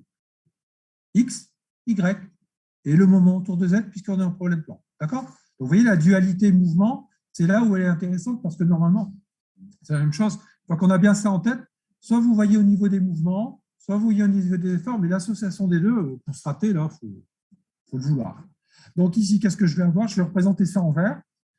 Donc, on a potentiellement un Y qui est ici, d'accord? Voilà. Donc celui-là, je vais l'appeler, je vais essayer de baisser la taille des polices, parce que là, il fait un machin géant. Là. 36, alors on va passer à 12. Voilà. Donc ici, alors moi, dans la notation, je gagne aussi du temps. Je vais le mettre ici. Pourquoi il me reste encore à 36? Je vais l'appeler, vous voyez, c'est le point A, je l'appelle simplement YA. Vous voyez, je limite au maximum les écritures, et certains d'entre vous pourraient tenter d'écrire, et bon, ce n'est pas un problème, hein, mais certains écriraient RYA, comme réaction. Mais là, on s'en fout. C'est forcément la réaction, c'est l'inconnu. Donc, en fait, je n'écris qu'YA. Vous voyez, je vais vraiment au minimum pour simplifier au maximum mes écritures. J'ai potentiellement, on y reviendra après, une composante suivant l'axe des X que je représente ici. Voilà, d'accord. Et celui-là, bah, c'est très simple. Vous voyez, en termes d'écriture, il va falloir que je change ce truc-là. 12. En fait, ce sera du XA. Voilà, d'accord. Et j'ai ensuite le moment, d'accord. Bon, bah, le moment, c'est les trois lettres L, M, N. Donc, ce sera du NA, puisque c'est autour de Z, d'accord. Les trois lettres que vous avez l'habitude d'écrire. Donc, ici, bah, même chose, je dessine cette réaction. Ben voilà, alors, voilà, hop, potentiellement, qu'est-ce qu'on a? Ici, on va avoir un NA.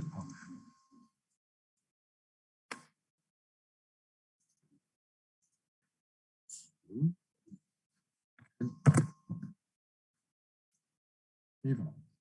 D'accord? Donc, voilà ce que j'ai. Comment? En fait, comme on a un encastrement, d'accord, tous les mouvements et les rotations étant bloqués, on a potentiellement la possibilité à l'encastrement d'exercer un moment d'encastrement. Et vous vous souvenez dans l'écriture du torseur, est-ce que je l'ai là? En fait, le torseur, on l'écrit comme ça, quoi. Et représenté là, alors excusez-moi des écritures, mais voilà, en gros, souvenez-vous des écritures. Ici, on a X, Y, Z, et les trois lettres qui sont réservées pour le moment, c'est L, M et N. Ça va? Voilà. Donc ici, bon, vous verrez dans les écritures, dans les exos, j'utilise NZ aussi. Hein. Mais à la limite, vous mettez N, c'est bon. Hein. Donc NA. Donc vous voyez qu'on a systématiquement deux lettres qui nous représentent le point et ce qu'on veut travailler. Donc c'est vraiment maximum. Voilà. Bon, bah maintenant, effectivement, je vais résoudre ça. D'accord? Donc ça va me donner quoi? Bon, bah, c'est tout. Hein. Toutes les projections sur X. Donc j'écris maintenant mon PFS. Ma structure est en équilibre. Alors, je suis désolé, ça sourit, je ne peux même pas profiter de la tablette avec l'agencement que j'ai là. Voilà, donc mon PFS, qu'est-ce qu'il me dit? Ben, il me dit que sur le principe, regardez, je vais vous représenter ce que je fais et je vous invite à faire vraiment la même chose. Pour pouvoir écrire mes équations de projection, je vais vraiment parcourir ma structure comme ça. Vous partez de la gauche et vous la décrivez vraiment comme ça. Vous voyez, vous partez dans ce sens-là. Et tout ce qui sera écrit sur la direction Y, vous le reprenez avec le signe. Comme ça, vous ne pouvez rater aucune composante. Regardez bien dans la démarche, hein, j'ai fait mes inconnus. Donc maintenant, je vais pouvoir poser mes équations de PFS dont l'objectif est de déterminer les actions passives. Donc, en procédant comme ça, en partant de la gauche vers la droite et en balayant toute votre structure, vous allez prendre tout ce qui projette sur X, tout ce qui projette sur Y et le moment autour de Z. À partir de là, bon, bah, normalement, il n'y a pas trop d'erreurs possibles. Qu'est-ce qu'on va avoir? Bah, je commence alors projection sur X, hein, d'accord? Donc, je fais sur X d'abord. Voilà. Ça va me donner quoi? Bah, ici, XA. Je reviendrai après sur XA. Je balaye jusqu'à la droite, je n'ai plus rien. Bah, XA égale 0. D'accord? Maintenant, qu'est-ce que je vais faire? Je vais faire la projection sur Y. Le Y ici. Voilà. Qu'est-ce que j'ai? Bah, je pars de l'encastrement. Bah, j'ai YA.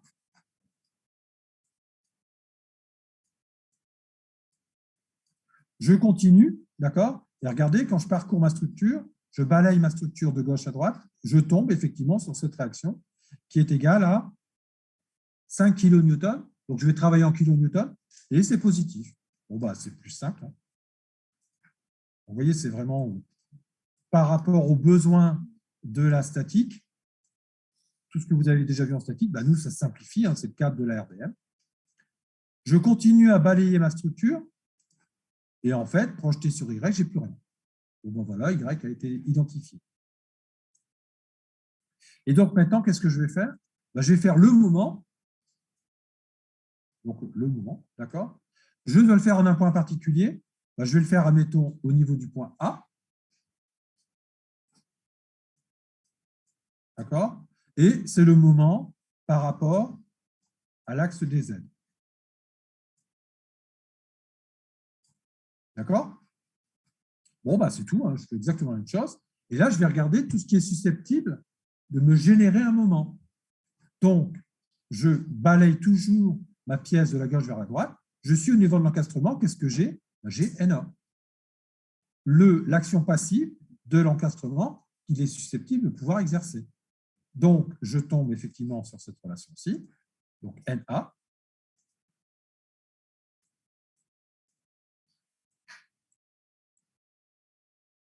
Voilà. Je continue. Et là, ben, effectivement, j'ai une force qui s'exerce au niveau du point C, je crois, de ma structure. Voilà.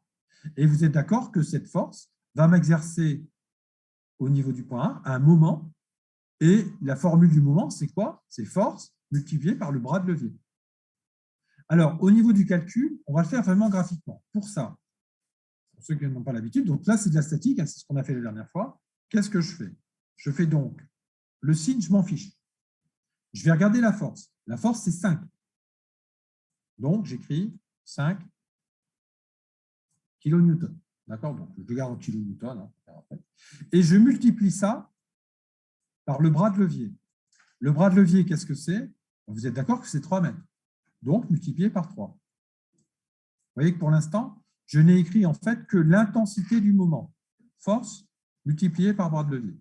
Et maintenant, je vais regarder le signe de ce moment. Comment je regarde? Je vais m'aider justement du sens de rotation positif. Cette force-ci qui est appliquée là, elle a tendance à faire tourner la poutre autour du point A, dans le sens positif ou négatif? Positif, donc ce sera un plus. Vous voyez que c'est purement graphique.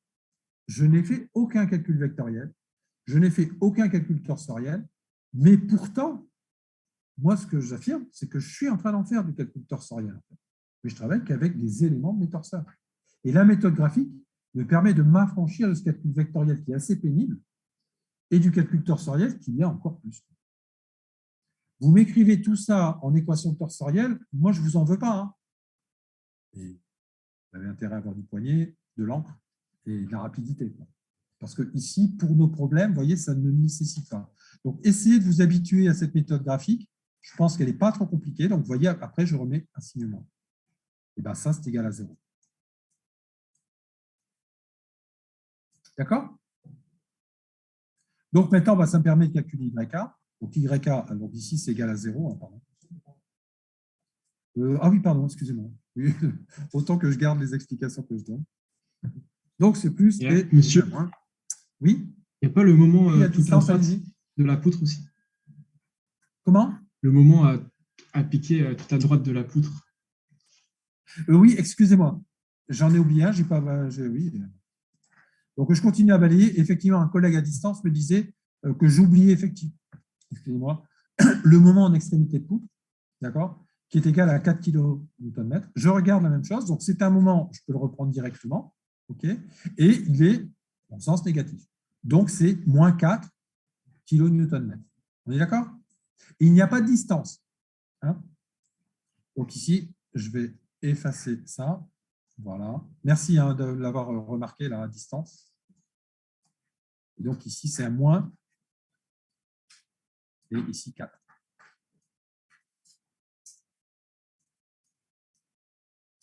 Donc, voilà ici les équations de mon PFS. Elles sont au nombre de 3. Voilà. Si je sais résoudre, tant mieux. Donc, problème isostatique. Plus d'inconnus qu'il n'y a d'équations, ça ne marche pas. Ici, le problème est isostatique, d'accord? Donc, c'est nickel. Je vais pouvoir déterminer YK, déterminer NA, et ça. Donc, ici, ça va me permet de… Bon, c'est tout, hein, on reprend rapidement. Donc, ici, ça nous fait YA est égal à moins 5. Et là, c'est des kilonewtons. Voilà. Et j'ai NA qui est égal, donc ici 15 moins 4, ça nous fait 11, 11 moins 11. 11. Bon, les unités, d'accord, je vous les laisse mettre, ajoutez-les. Hein. C'est des kilonewton-mètres. Voilà. OK? Bon. Donc, le PFS est fait. Donc, vous voyez, dans mon évolution, là, je suis dans le deuxième cas. J'en sors, voilà. Il m'a donné mes résultats. Donc, maintenant, je passe effectivement dans la méthode des coupures. OK? Et hop, je vais pouvoir directement calculer les éléments de réduction au niveau de la section B. Qu'est-ce que je fais? Je fais le bilan de tout ce qui est à gauche. D'accord? Donc ici, voilà, je suis en B. Donc, je vais calculer le bilan de tout ce qui est à gauche. J'ai calculé mes réactions d'appui. Je connais donc les actions qui s'exercent. Je vais pouvoir faire mon calcul. D'accord? Donc, pour ça, qu'est-ce que je fais? Bon, soit je me sens à l'aise, je refais le calcul directement, soit je recalcule, je redessine le petit tronçon de poutre sur lequel je travaille. Donc ici, qu'est-ce que je fais? Je reprends le tronçon qui m'intéresse. Voilà, c'est celui-ci. Mon encastrement. Voilà. Je suis ici à 2 mètres.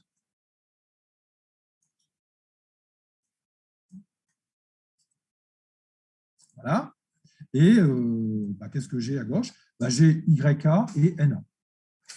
Bon, là, je vous laisse réécrire les valeurs qu'ils prennent. Donc ici, j'ai un YA que j'ai calculé. Voilà. Et j'ai un NA. Voilà. NA. YA. D'accord? Bon, ici, je suis à mon point B.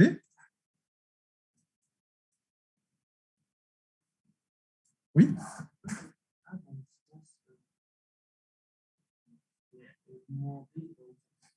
Alors, ici, pourquoi j'ai dessiné?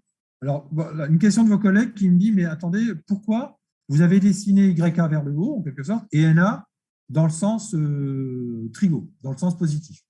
D'accord? Pourquoi?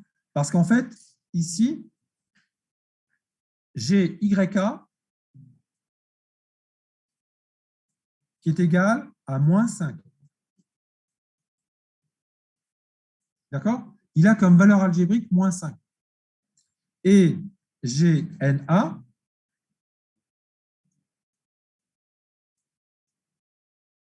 qui est égal à moins 11. La façon dont je résous, ici, je vais reprendre les valeurs à partir de YA, de mon dessin, YA et NA. Mais après, ils vont prendre comme valeur moins 5 et moins 11. D'accord? Alors que vous me disiez, en fait, représentez plutôt YA vers le bas et dites qu'il est égal à 5 kN. Représentez NA dans le sens horaire et dites qu'il est égal à 11 kN/m. On est d'accord? Ça correspond un peu à votre question ou pas? Alors, je ne comprends pas votre question. Oui? Attendez, je vais regarder. Ah, non, c'est parce que vous êtes d'accord que vous pouvez exercer à un moment. Donc, la question vient d'ici. Hein. La question est pourquoi ici D est orienté vers le bas et pourquoi en NA, je l'ai représenté vers le haut. Il s'avère qu'effectivement, le moment, donc il faut voir que ce moment, hein, c'est un moment qui s'exerce autour de la direction Z du repère. En fait, dans la représentation graphique, si je le représente dans le sens négatif et que je dis qu'il fait 4 kN, de façon algébrique, il fait moins 4 kN parce qu'il est orienté dans le sens négatif. Vous comprenez? Donc, en fait, lorsqu'on représente, je pense que ça, on a dû déjà vous l'expliquer, quand vous posez un problème, vous représentez toutes les orientations dans le sens positif. Et si vous trouvez une valeur algébrique qui est négative, alors ça veut dire qu'il s'oriente dans le sens qui est négatif. Cette remarque-là tient quelle que soit l'orientation des flèches que vous allez prendre. D'accord? Imaginons maintenant que vous dites, bien moi, je vais représenter les forces dans le sens où j'imagine qu'elles s'exercent. Vous faites votre calcul. Lorsque vous allez trouver des valeurs algébriques positives, c'est-à-dire qu'elles étaient dans le sens de la flèche que vous avez dessinée. Si vous trouvez des valeurs algébriques négatives, c'est qu'elles sont orientées dans le sens opposé de l'orientation de la flèche que vous aviez retenue. D'accord? Donc, ça veut dire qu'en fait, vous pouvez écrire ce que vous voulez. La seule petite difficulté de cette méthode graphique, c'est qu'il ne faut pas se tromper après dans les signes. Ça va? Ça répond à votre question? OK. Donc, ça va pour les autres? Hein? Donc, certains, avec la méthode graphique, c'est le problème qu'ils ont. C'est-à-dire qu'on pose les orientations de flèches dans le sens que l'on présume dans lequel va la force ou le moment. Oui, mais dans ce cas-là, si vous trouvez une valeur algébrique dans votre calcul positive, c'est que la flèche que vous aviez représentée était correcte. Si vous trouvez une valeur algébrique négative, c'est que le sens de la flèche que vous aviez portée est dans le mauvais sens. D'accord? Et de temps en temps, quand on fait ça, on s'embrouille un peu les pinceaux et il y a des signes positifs qui deviennent négatifs et inversement. Donc, méfiance à ça. La convention, pour moi, est de toujours représenter plutôt les forces dans le sens positif, comme ça, il n'y a plus d'erreur possible. On voit toujours les choses. D'accord? Avec la méthode analytique, on ne l'a pas ce problème. Bon, ici, voilà, je vais calculer tout simplement. Je voudrais vous faire un petit sondage, on va essayer de faire un truc. Alors ici, c'est tout, hein, je fais le bilan en B. Qu'est-ce que j'ai? En termes projection X, rien. Bon, je le fais ici, mais vous voyez que ce n'est vraiment pas intéressant, donc c'est 0. Y, j'ai YA.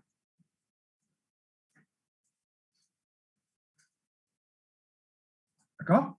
Et qui est égal, et vous voyez, ça continue à répondre un peu à votre question, c'est égal à moins 5 kN. Hein. On est dans cette unité-là. Et après le moment, je refais mon calcul. Ce sera un moment autour de Z. Bon, forcément ici en B, puisqu'on me demande des éléments de réduction B. C'est égal à quoi? YK.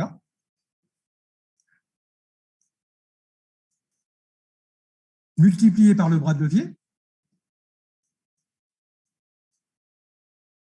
Et attention, avec le sens de la flèche, vous êtes d'accord que c'est négatif. D'accord? Avec l'orientation de la flèche que j'ai pris ici, ça va faire tourner dans le sens qui est négatif. Donc, je mets ici un moins. Mais attention, YK était négatif. Donc, moins par moins, ça va nous en donner plus. Ça va pour ça? Donc, je respecte en fait ma représentation graphique. Ça, c'est absolument nécessaire. Et à ça, je rajoute plus NA. D'accord? Donc, ça me donne quoi? Ça me donne ici 10.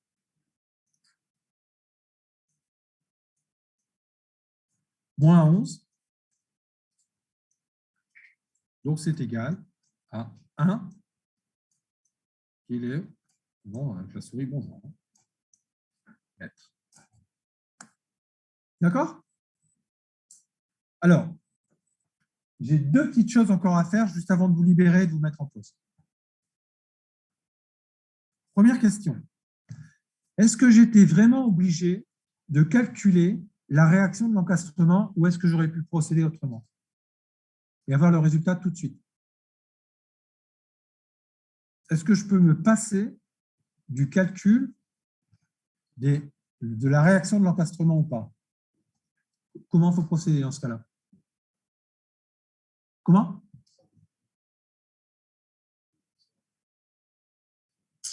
Ce n'est pas tout à fait ça. À quoi je peux associer? Vous êtes d'accord qu'ici, qu'est-ce que j'ai fait? J'ai calculé les éléments de réduction. Les éléments de réduction, c'est le bilan de tout ce qui est à gauche. D'accord? Donc en B, je dois connaître tout ce qui est à gauche. Or, en fait, je ne connais pas la réaction de l'encastrement. Donc, il faut que je le calcule. Mais à quoi je peux associer ces éléments de réduction? Je peux les associer aux éléments de cohésion. Les éléments de cohésion, qu'est-ce que c'est? C'est la connaissance de tout ce qui est à droite. Est-ce que je connais tout ce qui est à droite? Oui. Mais moi, on me demande les éléments de réduction. Si je fais le bilan ramené en B de tout ce qui est à droite, qu'est-ce que je vais trouver? Moins les éléments de réduction. On est d'accord? Donc, en fait, ici, j'aurais pu procéder autrement. J'aurais pu faire le bilan de tout ce qui est à droite. Vous êtes d'accord que ça, c'est D sur gauche? Ça va. Toutes les actions extérieures de droite, je les connais. Et après, qu'est-ce que je fais? Donc, je l'écris volontairement, d'accord, sous forme d'un torseur. Ça, ce sont les éléments de cohésion. Qu'est-ce que je fais? J'affecte tout ça d'un signe moins. Et j'ai terminé. D'accord? Vous voyez l'intérêt d'avoir les deux et d'avoir, en fait, cette technique de coupure en tête. Parce que c'est vraiment la décomposition que je fais. À partir de là, vous voyez que ce calcul-là, il était direct. Donc maintenant, qu'est-ce que je peux faire? On me demande de calculer ça tout le long de la poutre. Donc là, on le fera pendant la séance de TD, pour terminer. Bon, en fait, ici, tout ce qui, B, en fait, il a comme position X et pas 2 mètres. Vous êtes d'accord? Je le remplace. Donc ici, toutes mes équations calculées sont à peu près bonnes. D'accord? Mais en fait, ici, je vais prendre X. X variant entre 0 et 6 mètres. Attention ici, qu'est-ce qui se passe? Regardez, lorsque je vais passer la position du point C, d'accord? Le bilan de tout ce qui est à gauche change.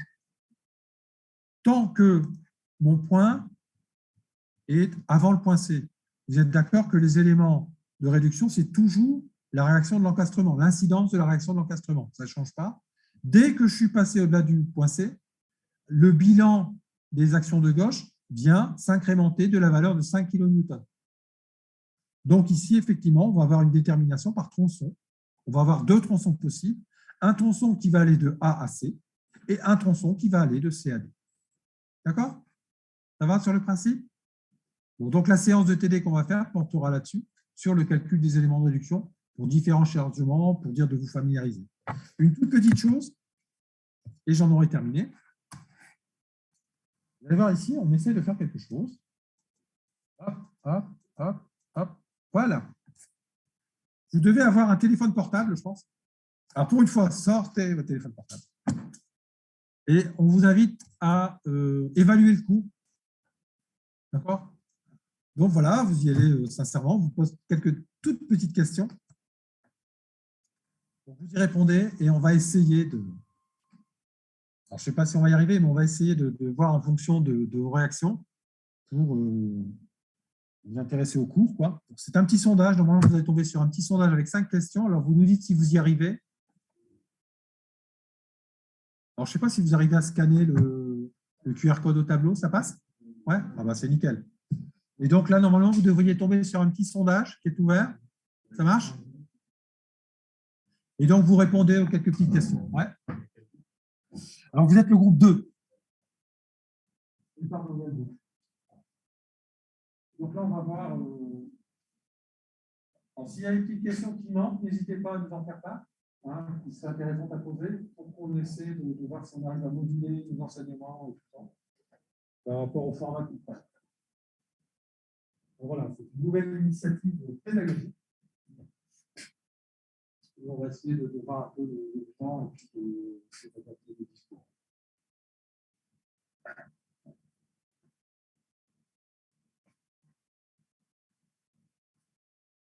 Donc, c'est une question.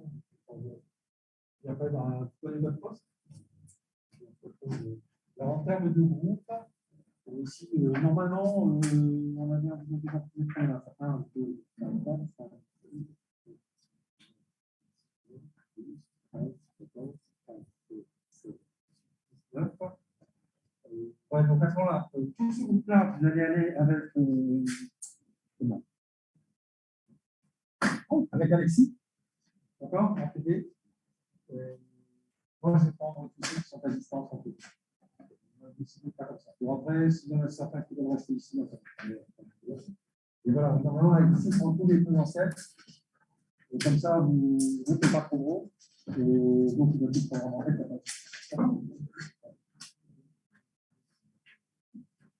Monsieur? Oui, attendez, on va mettre. Ouais. Oui, à distance, vous voulez quoi? Ah, là, je vous entends. Attendez, je ne vous entends pas. Vous m'entendez? Oui, ça va mieux. Oui, allez-y. Vous avez expliqué qu'on pouvait faire autrement que l'encastrement pour la première question. Oui, tout à fait. Et vous avez mis 2 crochets et DG. Oui, en fait, le tronçon de droite sur le tronçon de gauche, d'accord, c'est moins le torseur des éléments de réduction. Oui. Mais du coup, on peut… Donc, Je vois pas comment on aurait en fini fait, l'exercice si aussi vite. vous calculez tout ce qui est à droite, et que vous… Donc, on connaît, hein, puisqu'il y a la force et il y a le moment. Oui. Donc, en fait, on n'avait pas à calculer le PFS pour calculer la réaction de l'encastrement. Vous prenez tout ce qui est à droite, tout est déterminé, et vous faites le calcul au point B. Ça va? Ah, ok. Ok. Et J'invite là, du coup, monsieur, ouais. vous m'avez dit que je devais vous voir pour le fait que je n'étais pas là les 10 premières minutes. Attendez, je vous entends très mal. Est-ce que vous pouvez écrire votre question sur le